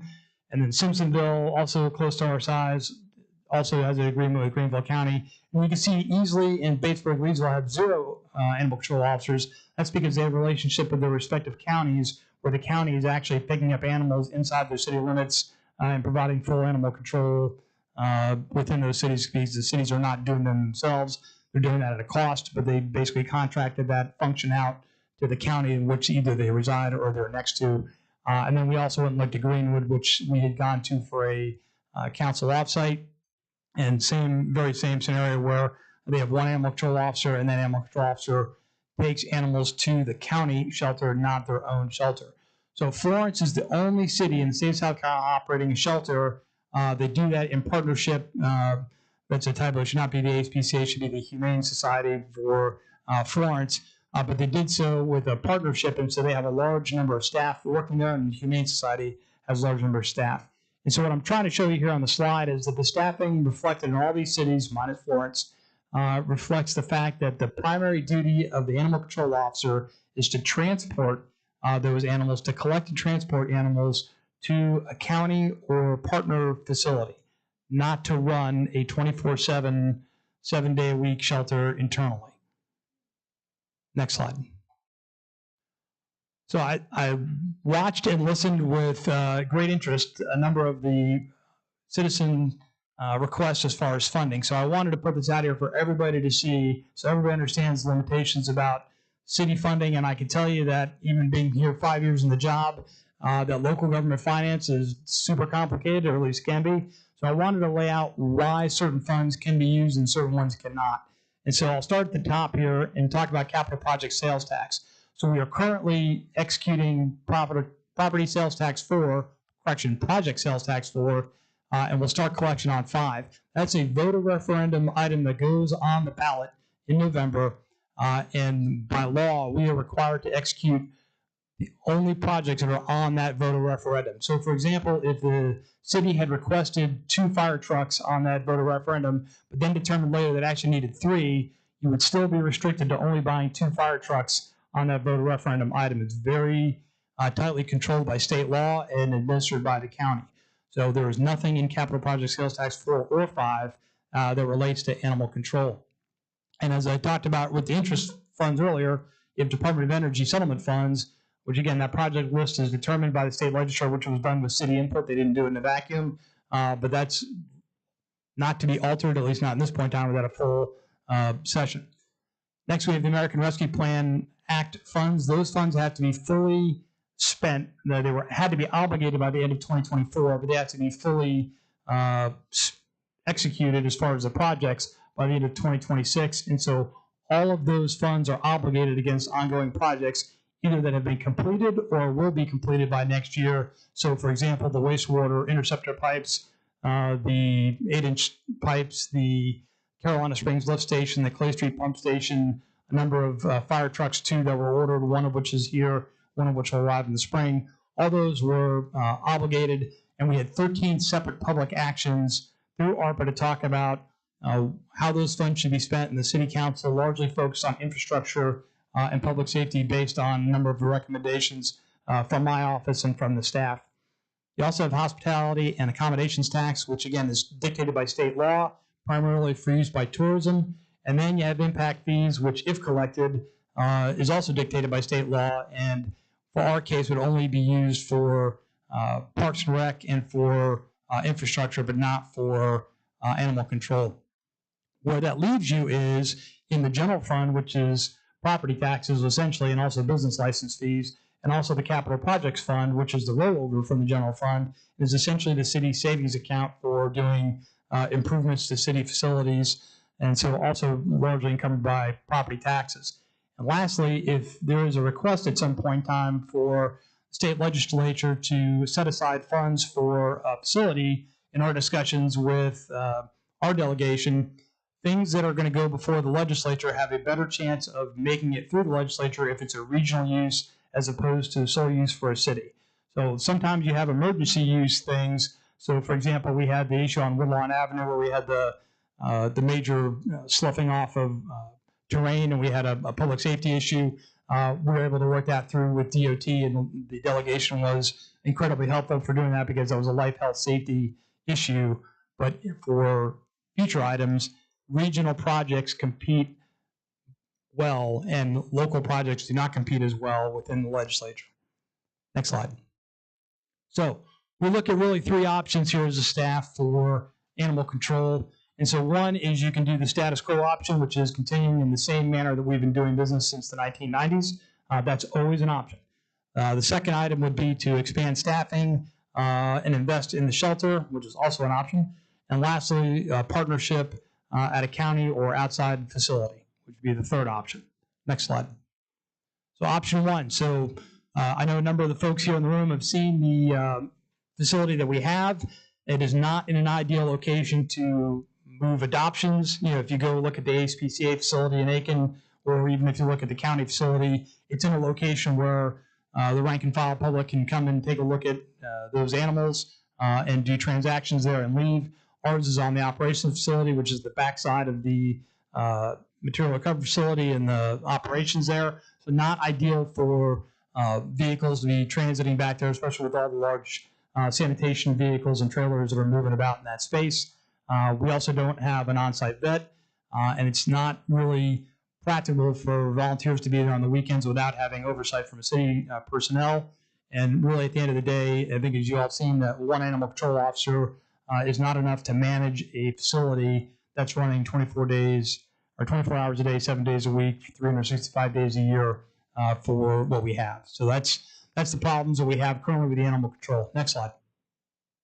So we have the ability to expand or invest in the shelter, but I'll tell you there's some challenges there as well. So one is the current space that we're in is space constrained. There's not a lot of area there to expand that space. And then if additional staffing is definitely needed, so even if we stay in that space, we would still recommend moving to an additional animal control officer. I would likely guess that would not be a public safety officer. Would probably be somebody in the code enforcement kind of pay band, if you will, that does not have policing duties, but would more administer the shelter itself.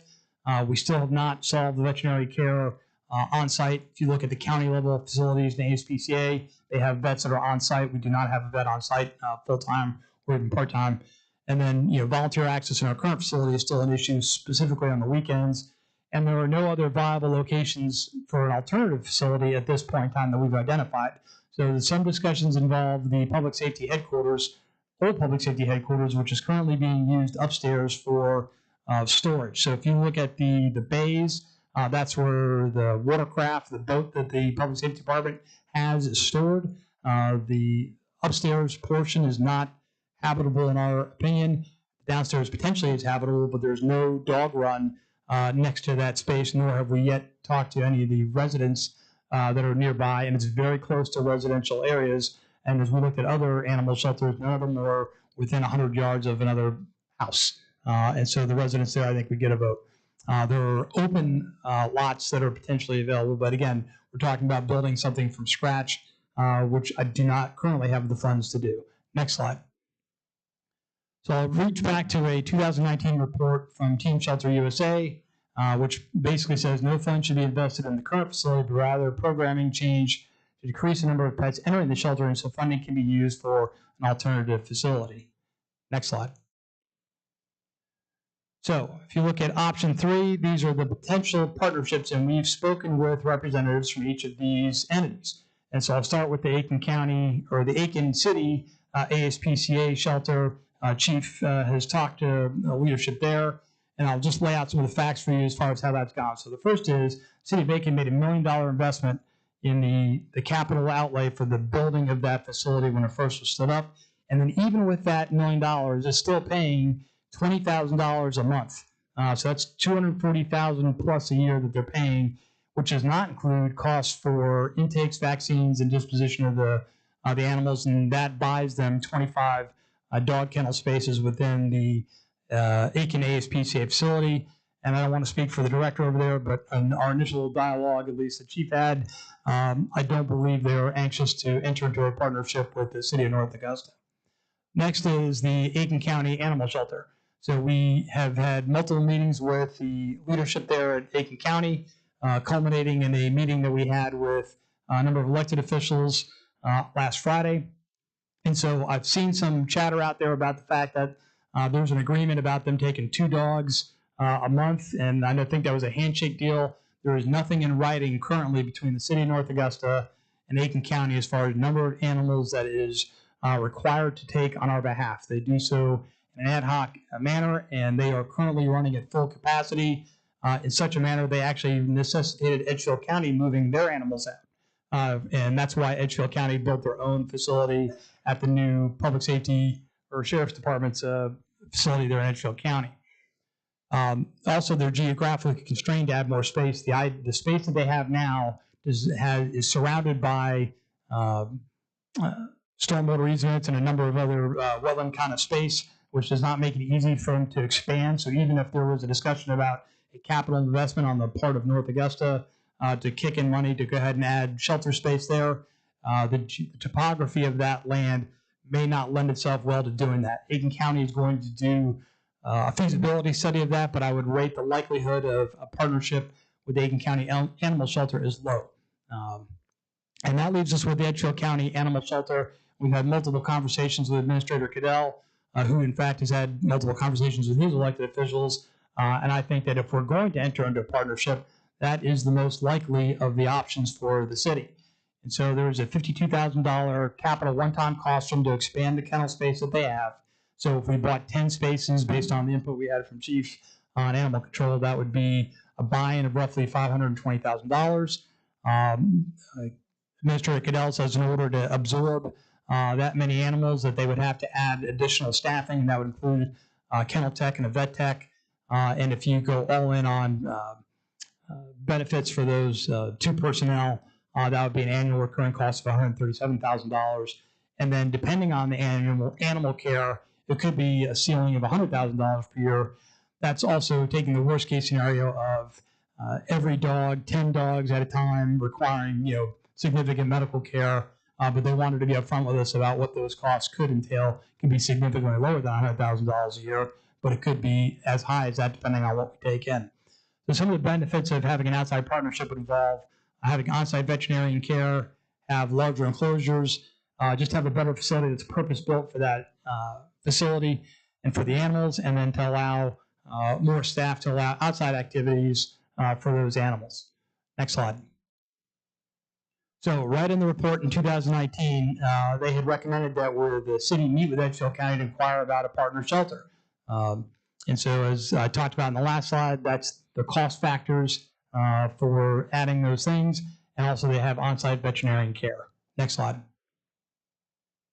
So with that, if we're going to move forward in any kind of way, you have three different options before you. But the staff recommendation is we believe we should explore more fully a relationship with the Edgefield County Shelter, which would allow us to come back to you at a future study session with Administrator Cadell to lay out a full plan of what that would look like and what the fiscal impacts would be in a recurring manner.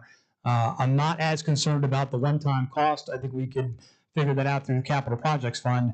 Obviously, the $137,000 a year for personnel costs would be likely about a $1 million increase just doing that, and then $100,000 for animal care. We could probably defray some of that with some existing costs that we have within our animal control program because we wouldn't need those if we were going to Edgefield County.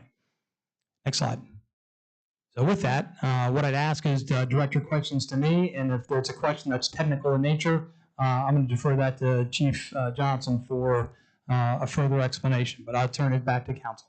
All right, so you're going to kick us off right now. We're not having comments. It's really just initial questions that you have from this, John. Yes, sir. Thank you, Mayor. The Edgefield solution, would that be an expansion of their facility or an additional facility? An expansion of their existing facility. And that is located where? It's located at the Sheriff's Complex here, just outside of Edgefield proper. And last question is, how many animals are we handling roughly in a year? So our current kennel has 16 kennels, if you will, bays, and I will defer to Chief on the average they have on any given day. So when we come through there, last month, we are averaging 13 animals that we pick up each month. And about a third of those are returned to the owner. So we have about 9 that we have to store, and some of those get adopted out. It's a fluctuating number. So 13 per month? Yes, sir. So that's roughly 150 a year? Yes, sir. We're at 104 right now so far this year.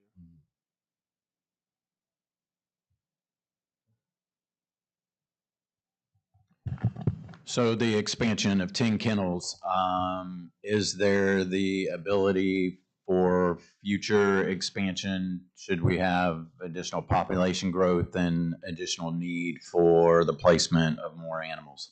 I think that answer could be better provided by Administrator Cadell, but in my discussions with him, I don't believe land is a problem as much as in Aiken County. So when you lay at the topography of the current facility that's on Wire Road in Aiken, in the county there, bounded by the terrain that it is, I think they're really tight. But I think Edgefield County, based on where they have their facility, has ample room to grow. And I think we gave them the number of 10 as far as number of kennels, but that number could be higher or lower depending on guidance we get from the council. So if we wanted to add 14 kennels instead of 10, I think the answer would be yes. And so you're looking or suggesting maybe more of Edgefield County versus Aiken County? I am. And like if they pick a dog up, let's say on George Avenue, they automatically, who picks him up? The animal control, and then take it straight on to Edgefield? So much like the model that I showed you the other cities, that's the primary responsibility of the animal control officer is to transport those animals to the facility. Could you lay out a case where we may end up holding the dog for a day or two in our current facility to transport up to Edgefield? Sure. But I think the goal would be is pick up and deliver directly to Edgefield County. As far as questions go, I guess the only one I really have is have we got, and I've tried to go back and look in the shelter study from years ago and couldn't find that in there, just an idea of what sort of growth and need we're going to experience over the next 10, 15, 20 years, whatever that time frame needs to be. So I can provide you a copy of that report, Councilman, but I would give you more anecdotal evidence in that our discussion with Aiken County is they're bursting at the seams, and that when I talked to trying to remember the name of it. If we can go back to the slide, I'll tell you which the list of the cities.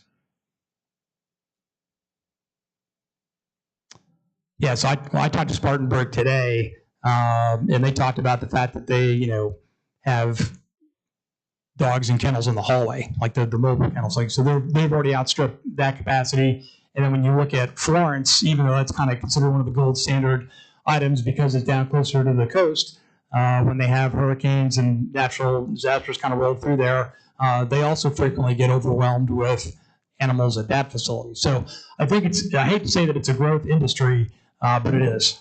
So just a follow-up to that one, my daughter actually worked at the Spartanburg Humane Shelter. It's been a year or two ago, but it was busting at the seams at that point. Greenville, I thought I read in my research that Greenville does have a private humane society shelter that is a private, I mean, much kind of like I guess Auburn does, although there was a city investment in that one to begin with. It's actually ran as a private nonprofit. Is that? It's possible, but I can also tell you that Florence, if you look at the county, they have the Humane Society shelter that the city invested in, and then they also have a county facility, but they take their dogs to the Humane Society facility because that's where they made an investment. And same thing with Spartanburg, where Spartanburg opted not to have a relationship with the county.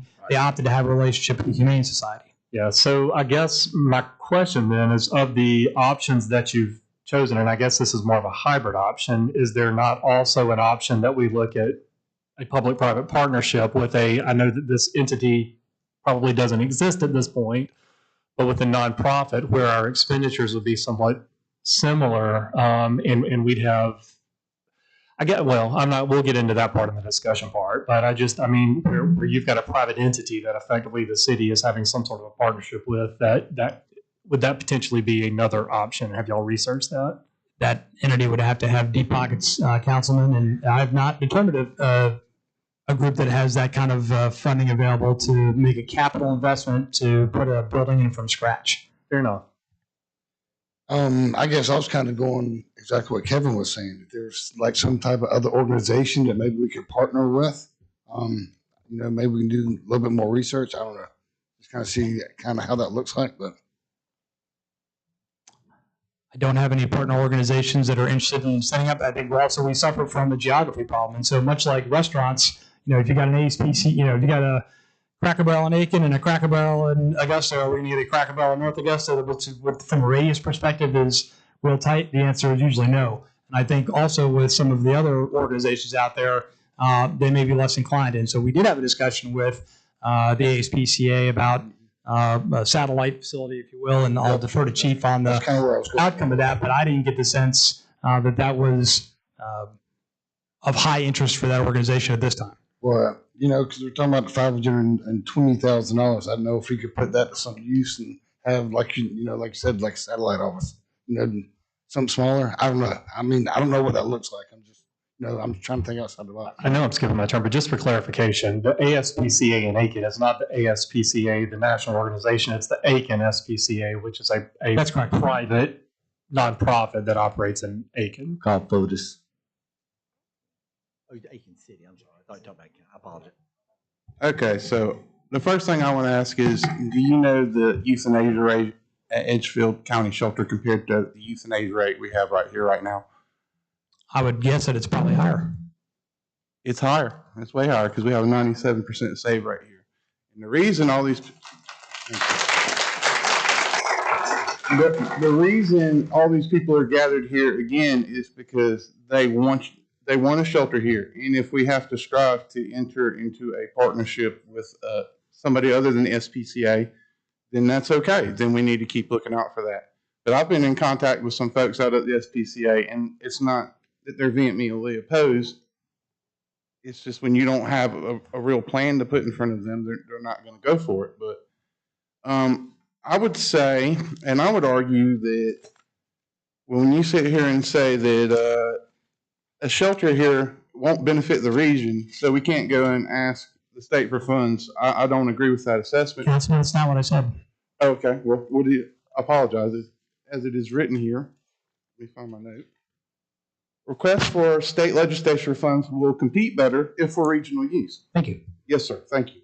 A new shelter located in North Augusta will draw foot traffic from all over the CSRA as we are centrally located. It'll benefit the animals in Aiken. It'll benefit the animals in Edgefield. And it'll benefit North Augusta businesses. People will want to come here and see our new shelter, possibly adopt a dog. Maybe they go to the sandwich shop. Maybe they go to Pink Dipper.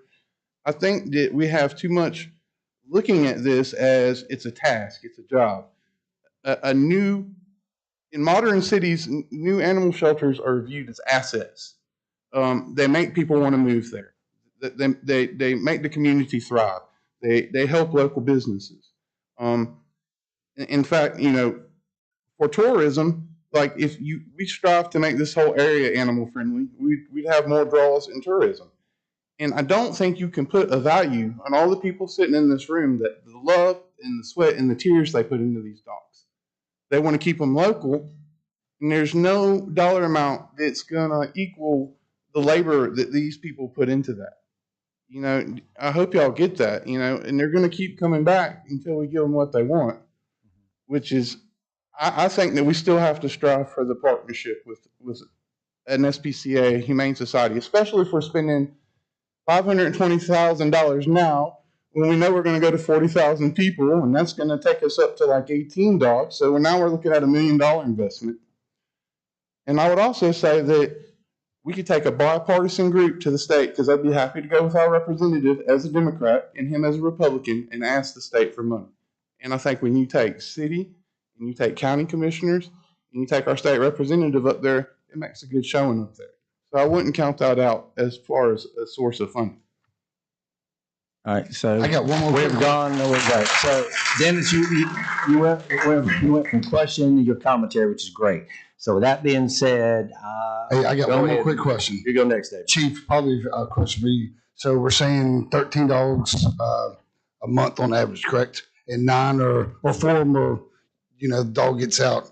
Where are these other 9 coming from? I mean, are these people that are just putting their dog on the street, or they people dropping their dogs off? They're dogs that no one's claiming. They're walking the street, and then we have to go out there and get them so they don't get run over.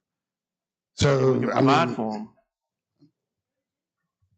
How much time is going to be tied up in an animal control officer going back and forth to Edgefield every time they pick up an animal?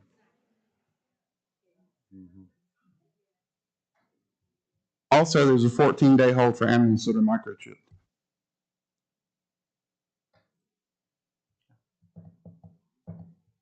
Yeah, I got something to say too. You know, we talk about partnerships. Well, I'm gonna tell you, I worked with the wrecking crew in North Augusta. 5 or 6 years ago, we wanted a Miracle League field. Wasn't gonna be one.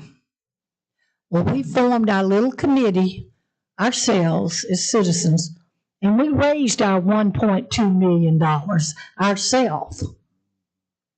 It wasn't the city, now we are using the city property, but it was not the city who gave that money. It was citizens and businesses. So my question also, and I got a little great granddog that, good gracious, do I love to death. But if you're really that involved, why not get out and raise the money and find a place you can raise and run it? Just like we do the Miracle League field. I mean, that was not bought by your taxes. It was bought by individuals. And I'm going to say one thing, Dennis, to you tonight, and I've held back on this, and I'm sorry. When you say they, you are part of they. I get that. I totally do. I mean, it's like you're separating us, okay? But it's you too. Even though you might vote against us or vote for it, you still part of the city government. But I'm also part of they out there, and I'm giving them a voice. Because if I wasn't sitting up here right now, nobody else would have. And that's great. That's great. But I want you just to realize when you write these articles and you say they are doing this, it's dividing you from all of us. Well, and we're here. It's not me. No, we're voting for what's better for this city. Well, I'm going to tell you this too, Miss Pat. These people here didn't invite the growth that brought all the animals here. They're just dealing with it.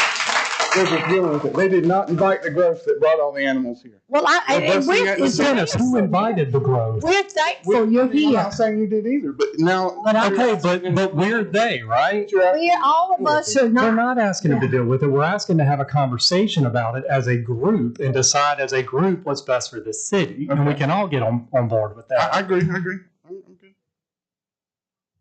Just in a little retrospect, let me just say a couple things. One is that I know that the Aiken County Animal Shelter handles between 5,000 and 6,000 animals a year. That's sinful almost. I mean, that's one for every 30 people in the county. In North Augusta, if you take a look at North Augusta and the community that we have of 26,000 people, we're only dealing with 150 dogs. Now, one's bad, but we're doing pretty good, I'd say.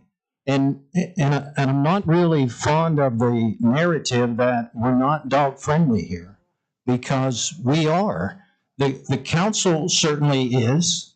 You take a look at what we have in North Augusta. We actually have a cat show going on this weekend at the activity center, and the dog show is an annual event.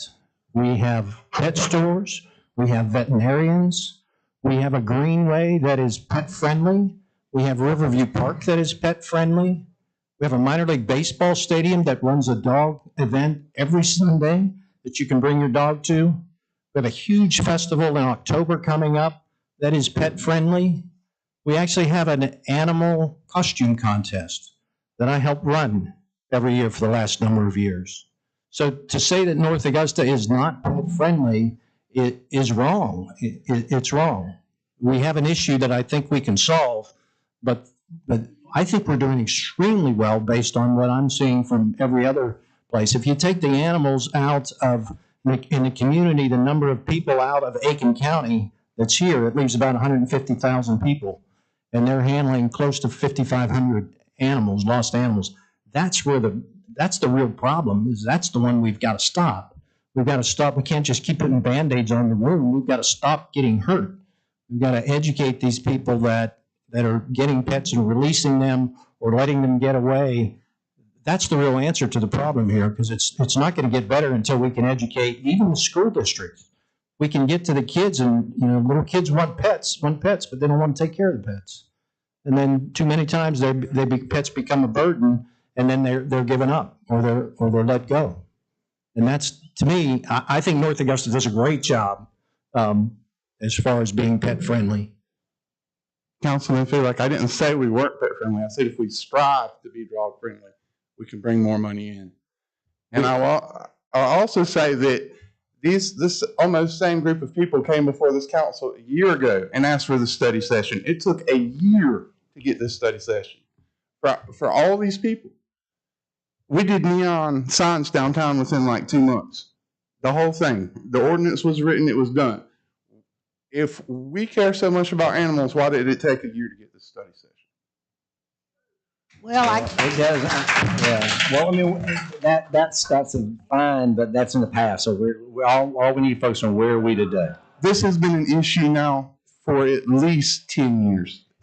Elaine founded Molly's Militia 25 years ago, and she first started talking about her shelter 25 years ago. I know, but what I'm telling you is, I said we are going to make a decision, and we are going to make a decision. We're not kicking the can down. So we're going to make the decision. We can talk about the past. We can talk about the former council, former mayor of 2019. Y'all can keep talking about it. Y'all can keep talking about it. But we're not dealing with that. Where are we right now? So the focus is, where do we want to go moving forward? And I think it's a difficult situation, but I will piggy off, a little bit John's comment. I don't think the rate's high, but you say 97%, but I'm going to say our adoption rate is very high, 95%. Last year, we received an award for no kill, and that's where the pound that is bare bones, okay? That's a pound that none of us would want our dog to be in it. So, but if the goal, here's a piece I need to understand, is at the end of the day, what is the goal? Is the goal adoption? We don't want to keep the dogs. We want to adopt the dogs. We don't want to kill the dogs. We want to adopt the dogs. So if the objective is adoption, I will tell you, I wish I made a lot of 95s and 97s in college. I didn't. So the fact that if that is the goal, not the setup sucks. We understand the shelter, but the goal is adoption. To your point, we have done an incredible job. And I say we, it's not me. It's people like Dennis. It is the relationships that y'all have with Ohio and the different groups, but that's the community piece of it. So the city, but still we're responsible for those dogs. So that part is successful. The challenge that we're getting about when we get emotionals, our challenge is we all love dogs, okay? But that love is subjective by every one of us. When our dog Brownie started getting sick 2 years ago, the amount of money I spent on that dog, I mean, thousands and thousands of dollars. And we had to put her down. But when I told friends of mine who have dogs how much money I put to try to save my dog, they said, "You're insane. I can't believe you would put that one if I had the money." Okay. But to me, I value that cost of doing that. But that was me. There are a lot of people who say, what, I love dogs. I'm not going to put thousands of dollars into my dog. And that's fair. Dennis, it's a value for Dennis to dress up like Santa Claus, read the Christmas story to those dogs. That's important to him. That's not important to me, but it's important to Dennis. It doesn't mean Dennis loves dogs more than I do, or I love dogs more than Dennis. It's just that it's a subjective what we are. So the objective is, we know we want to do better for our dogs, but we also have to do that in the context of this city. And to your point, Dennis, you're right. All these folks up here are fantastic, but you aren't 25,000 people. Because I can tell you, I've had citizens come to me saying, I love dogs. I don't want my tax dollars going up. I don't want a tax. I don't want a dog shelter. So this is our challenge as a council, is we have to make decision what is the best for the community. And that's the difficult. That's what we're beginning. We haven't made that decision. That's what we're doing tonight, to begin that conversation. It's very difficult and it's hard. Mr. Clifford, I have a question.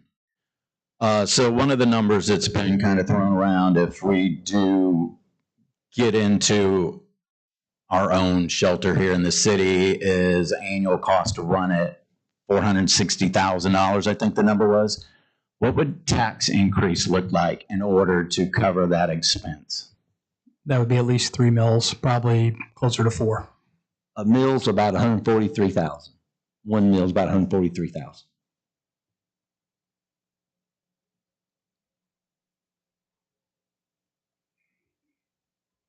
I like to, I think we're talking about a combination of things.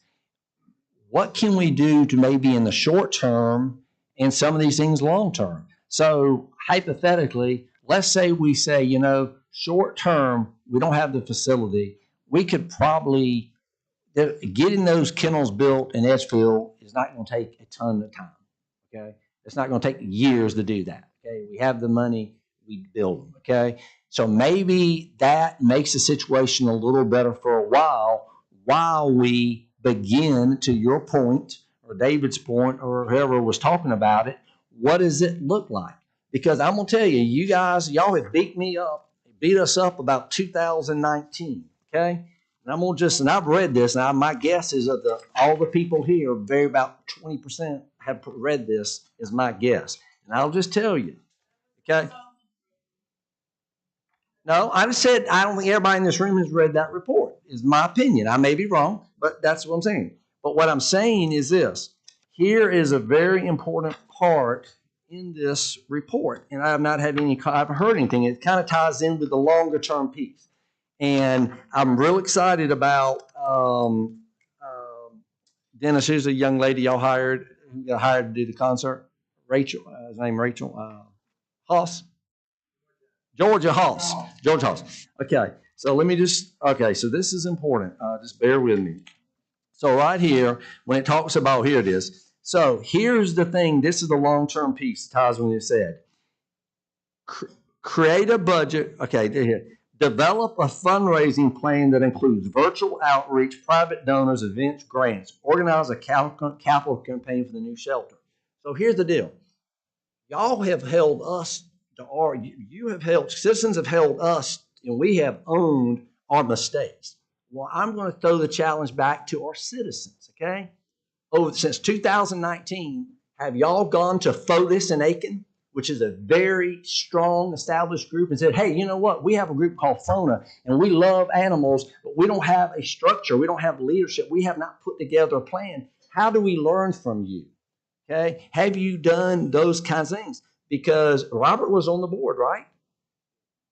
But you were involved with it? Okay. They did a lot of funding. So a lot of these organizations, when I talk, so what I'm saying is maybe the goal will be, if we're going to start working on the short-term process, maybe the long-term is, we are going to do something down the road where we can work together. But we're going to need y'all. It's kind of like the arts group. 4 years ago, I had people come and saying, we need a community center. We need a, what's Columbia County have? They have a performing arts center. We need a performing arts center. But then another person in the arts said, no, what we need is a movie theater, a community theater. The problem was the arts group could not come together on their own. Tyler, at the study session, he is under item 7, Tyler said, I'm looking at it, who was a chairman of FONA, said, speak to Edgefield County and David Cardell about opportunities to collaborate both short-term and long-term in sheltering of the animals. That came from FONA. Dennis is against that. Some of y'all are against that. That's what I'm saying is, we're going to try to make some hard decisions about the short-term piece. But my challenge is, if you're really serious about it, we need you, to your point, we need y'all to come together. We need your organization to make an organization, but go out and make a structured organization with a true board and do a fundraiser. That thing y'all do for the music thing is fantastic.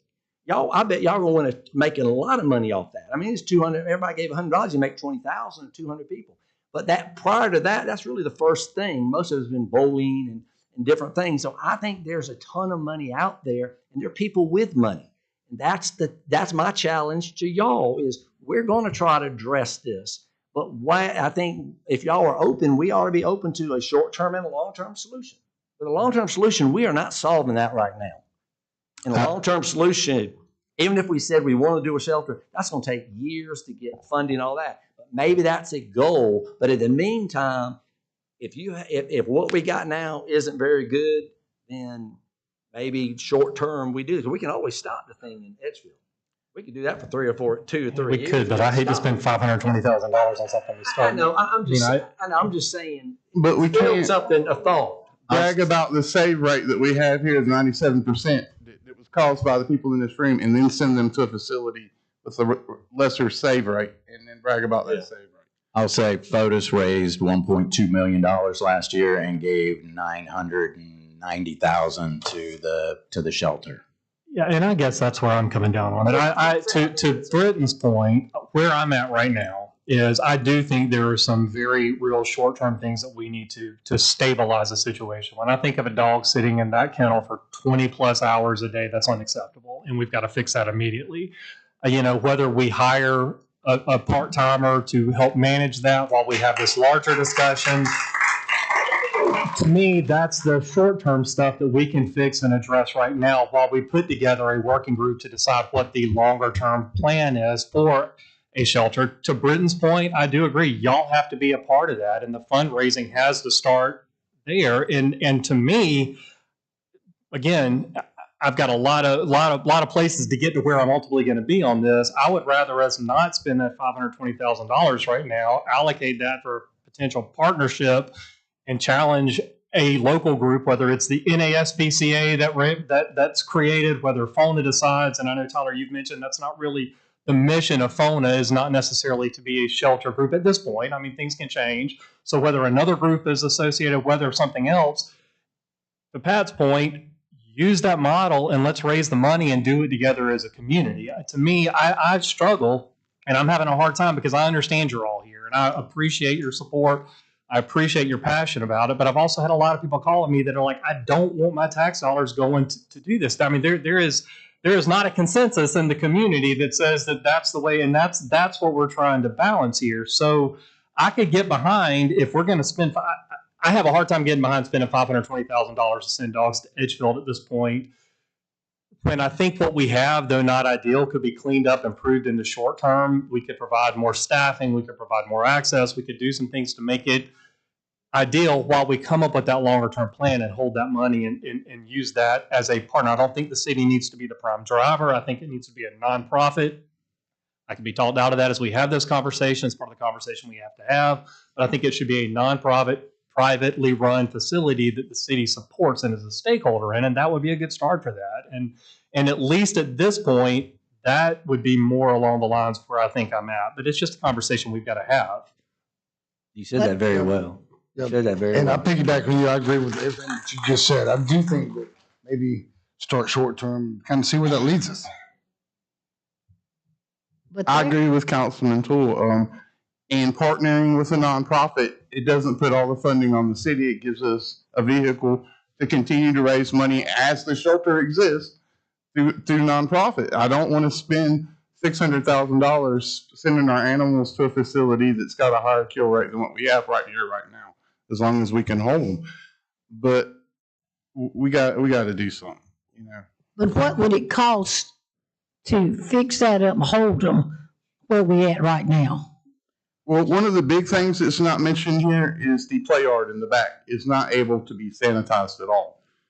There needs to be some sort of new servicing done out there. So if we have a dog come in with lepto or a dog come in with parvo and he gets in the ground, we don't have 12 months of parvo in the ground out there. Right. And that's what happens. But I will also say, let's not pick on FONA about what FONA does with FONA's money, because for the last several years, FONA has picked up the deficit in spending on veterinary bills that the city has not paid. Dennis, I want to say I'm not criticizing FONA for doing it. I'm just saying I think FONA has specified, at least, and again, Tyler, I don't mean to point you out. I know you're sitting there and probably feel like eyes are staring at you, but only because you and I had the conversation that at least at this point, and you're welcome to correct me if I'm wrong, FONA's mission is not really to build and develop a shelter at this point in time. My point wasn't criticizing for that. It's just that's not what they're structured. So we either need to reassess that, or we need to figure out what the group is that's going to be there. That's what I'm saying. I agree. I'm saying the same thing.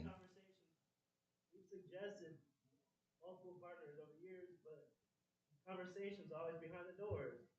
Let's have a coalition and talk about it. Totally agree. Yeah, I agree too. Every single time and never at the table. We just sit here and said that city leaders went and met with county leaders today. Well, we find out in the group after the fact. I've begged for open conversations with the group to allow us to participate in the things that go on like this. And we didn't even get this paper on animal control for the study session till right before it started. She walked around and handed them out. We normally have our papers in the packet on Friday so we can at least look at it. We have to be more inclusive, not just with FONA, but with groups that support seniors. And I'm just telling you, these people want to see more empathy in our community and less bottom line.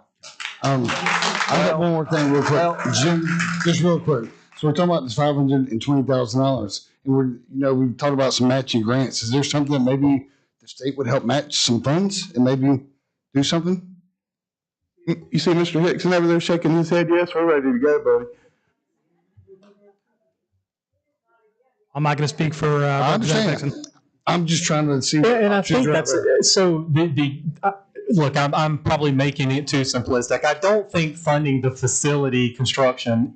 It's a conversation that's got to be had. It's a plan that's got to be. I mean, it's something that's going to have to be put together. I mean, I really do think if it truly is going to cost $460,000 a year to run that facility once it's built, to me, that's the funding. And I don't know that maybe there's some state funding that could help with that. I'm sure there's probably some. But still, a portion that's going to be on North Augusta taxpayers unless we have a longer-term plan to fund that otherwise. Councilman, based on my experience, what you're likely to get from the state is a one-time lump sum fund involving the capital procurement for maybe get that doing something.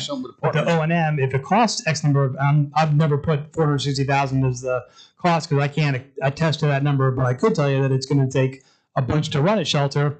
And that O&M annual cost is definitely going to be borne by North Augusta and not by the state of South Carolina. And that's why I think we have to have a further conversation about not just the construction of the facility, but how it's funded thereafter. And that's something we're not going to answer tonight, but that to me is the conversation that a coalition, to Tyler's point, needs to be put together to decide. I mean, if you look at the list that the administrator provided, even right now, compared to those other cities, we're at a deficit for what we should be providing for animal services. So we need to make up some now, and that is on us and they, the city, whatever. Well, I thought, did you not say? We don't have what we should have right now. That's nobody's fault, but, Who? I mean, whoever. Does it matter? Does it matter? The problem is recognized. We need to fix it. Well, maybe we ought to do like the mayor pointed. I have the utmost respect for everybody in this room, and I think that's being hornswoggled another way. But to say that we don't have it. We're the city council of North Augusta. We can change anything we want right here and right now. We can. Certainly. I mean, for the most part, we can. But I just want for clarification, when you say we're at a deficit compared to other communities, what are you referring to on that? When you look at like Greenville County, surely you have to recognize they don't have, they've got more staff and stuff than that with their partnership with the county. So if you want to look at these partnerships and the money that these other cities are putting into their partnerships, man, David Buck was our hero last year getting that $10,000 added to the budget. We were looking at $1,300 going into this year. And but again, specifically, what are you talking? You're talking. Yeah, I'm not seeing it. We should have another employee right now. Well, I don't know that. Again, I already said that up front. One that has two is Greenville, and they're double the size of us. So I don't get what you're saying in similar communities from that, but that's not saying that we shouldn't add that. But I just want a clarification on what if you go and look at the standard that the other cities have, and the fact that they even have protocols, which we don't even have protocols, like a handbook that we follow at our city shelter. If you go and look at what they provide to compare to what we have, with your own eyes in the conditions that the animals are in. Like our animals don't even have ventilation or light or anything like that.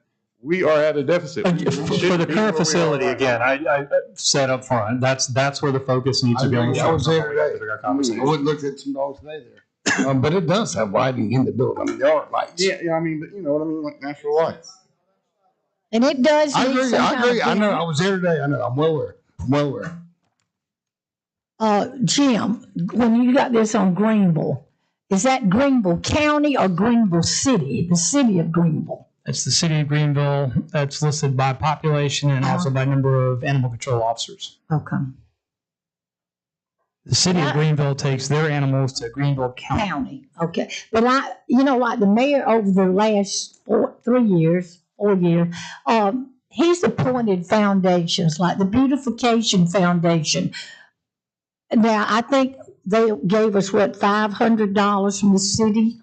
But the money to put all these flowers downtown was raised by this committee. It was not coming back and forth to the city.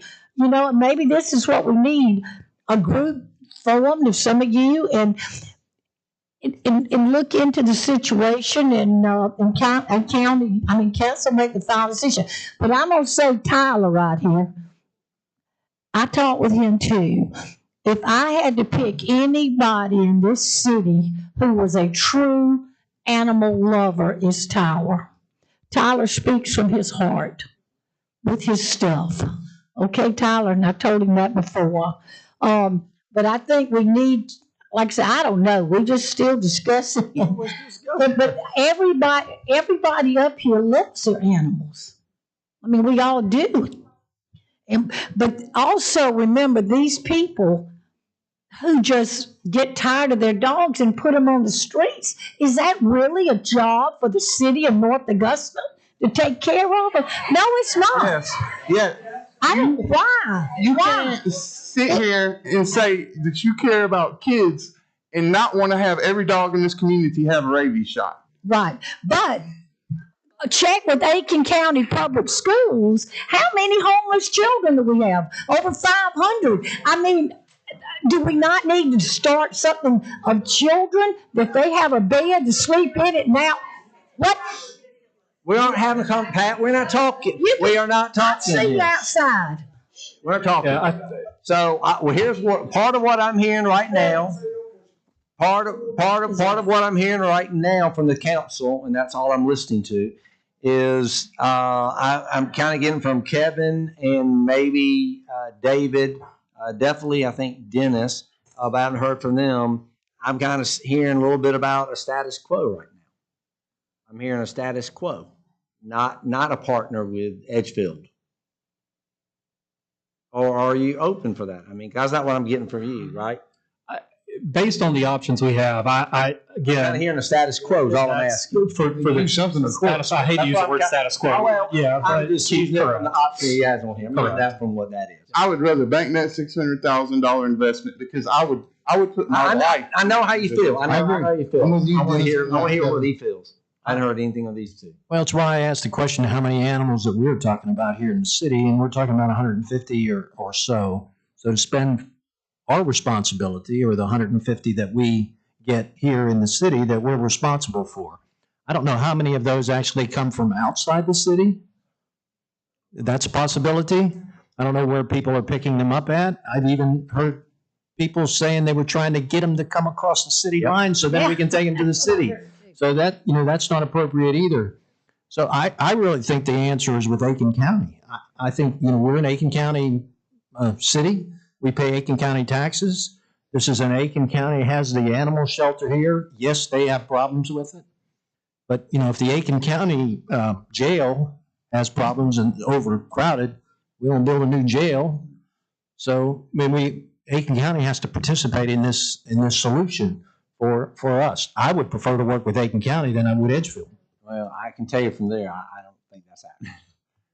They're trying to keep their head above water right now, I'm telling you. I'm sure they are, but they won't be involved in the short inside. The Home Rule Act they need to be involved.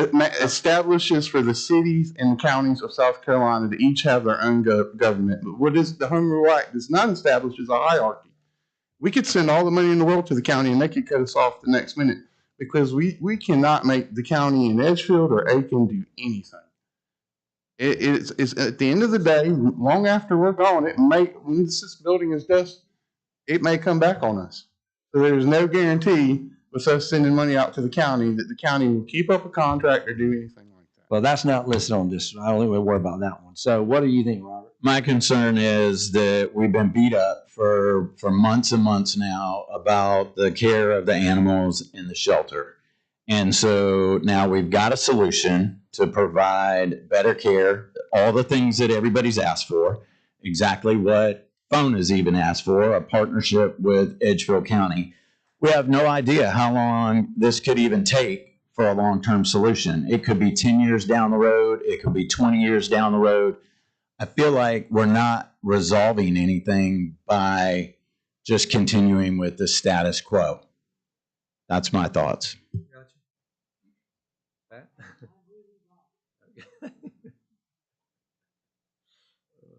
So, Mr. Mayor, just as a suggestion, understand that you kind of have a split council right now. I think it might be worth inviting Administrator Goodell to come do a future study session before the end of the calendar year to be able to lay out, hey, here's exactly the services that Edgefield County would provide in a contract with the city of North Augusta, what that would look like. And potentially by that point in time, we can also have a discussion with the delegation about what options are out there from a state funding option, which may be nothing or maybe something.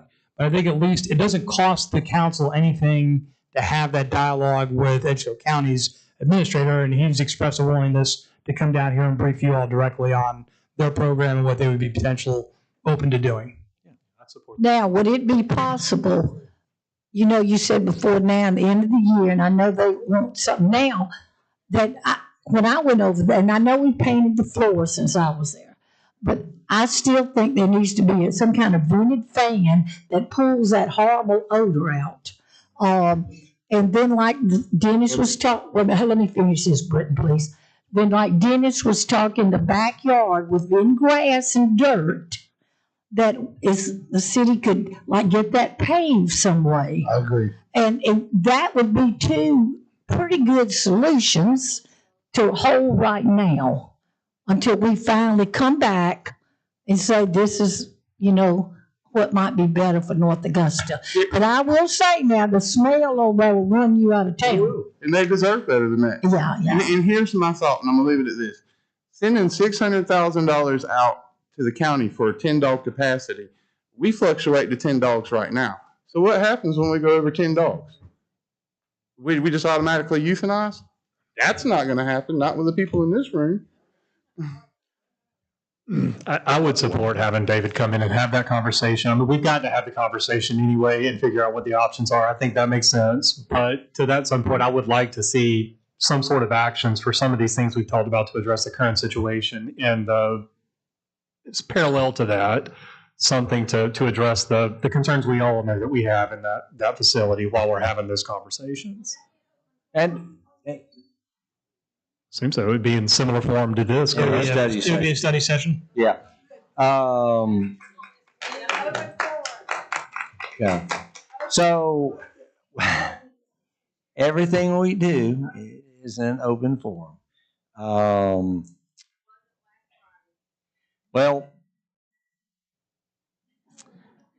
first of all, because we have had, what we said was our administrator was going to begin to start putting together information. So that meeting was one meeting like he met with Edgefield and he talked to other people. So that was a city function to get information to present tonight. It was never designed, it's not designed for the open citizens. For that meeting, it was to prepare for what we did tonight, to educate us.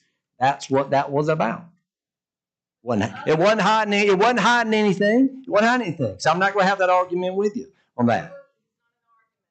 Council was not invited, nor did they, nor were they there.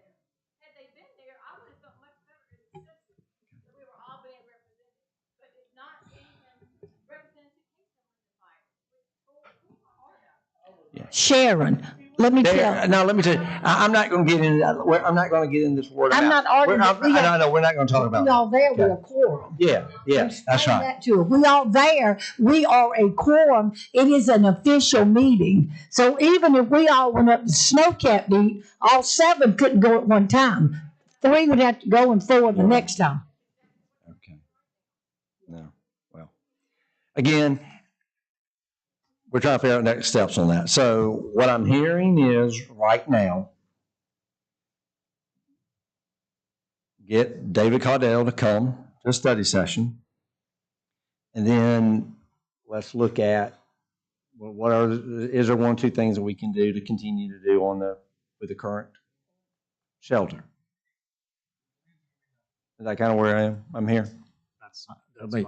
Kevin's suggestion of trying to get some additional help, some part-time help somehow. Well, we're gonna be that that'll be budget discussion, okay? So that's gonna be budget, but as far as something about, I don't even about the yard thing, if that's something we can look at. But a couple things. I know the Public Safety Foundation gave $2,000.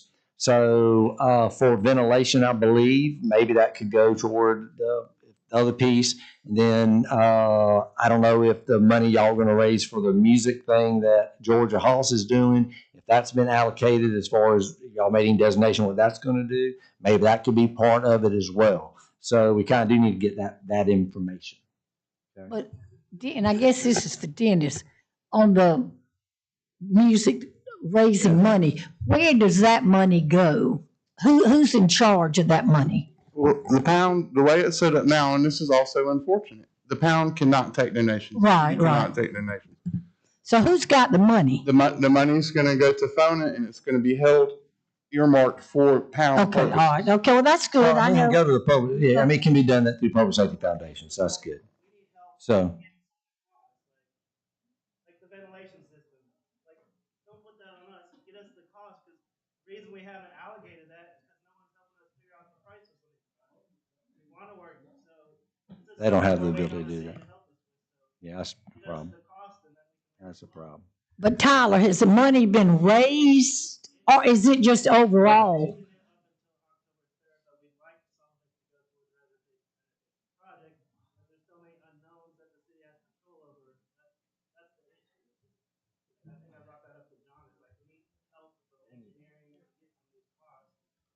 Kind of left it open-ended. It's going to go half towards that care, half towards renovation. And the last time I talked was at a Public Safety Foundation meeting. Tyler, correct me if I'm wrong. Becky told us something along the lines of, we couldn't even move forward with that because a 501c3 needed some sort of special permission, or there was some sort of liability for us to build in a city building. And that's why that hasn't moved forward. Okay, we just need to find that out. Yeah, I know. That's the issue. We need to figure that out. All right, so here's what we're gonna do. So we are going to, Jim asked you to reach out to David Caudell. We need to get him here to a study session sooner than later. And then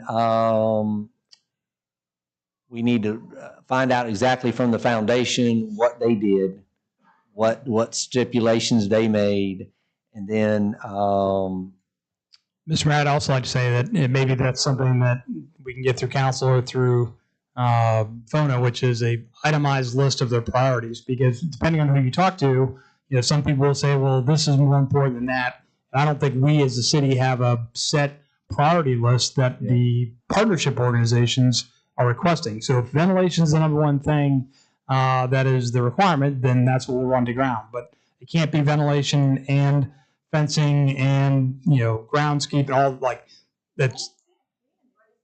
Well, he's just using it as an example. Yeah. So what we I'm need- saying is we need to know what- prioritization sheet. Those two things, the ventilation and then, what do you call it, pave that back. That would maybe hold us a little But bit. we'll see where that is. All right, so everybody's in agreement, that's kind of where we are. Yep, consensus. That's what, you got enough what you need? All right. All right, that was fantastic. Fantastic. Okay, you got anything, what do you got next? Utility bills should be going out on time this week, and that's all I have from staff administration. Yeah. All right, I'm going to end on a positive note. Positive note here. If you've been on the Greenway, you're going to see 9 different stations, a yellow, it looks kind of like a soap, like you see a soap dispenser, but it's suntan lotion. The Georgia Cancer Center donated 9 suntan lotions for our Greenway. Sunscreen, whatever. It looks like sunscreen. Yeah, sunscreen, whatever, which is a great amenity for North Augusta and the Greenway. So use those if you're out. And with that, we stand adjourned. Thanks for coming here.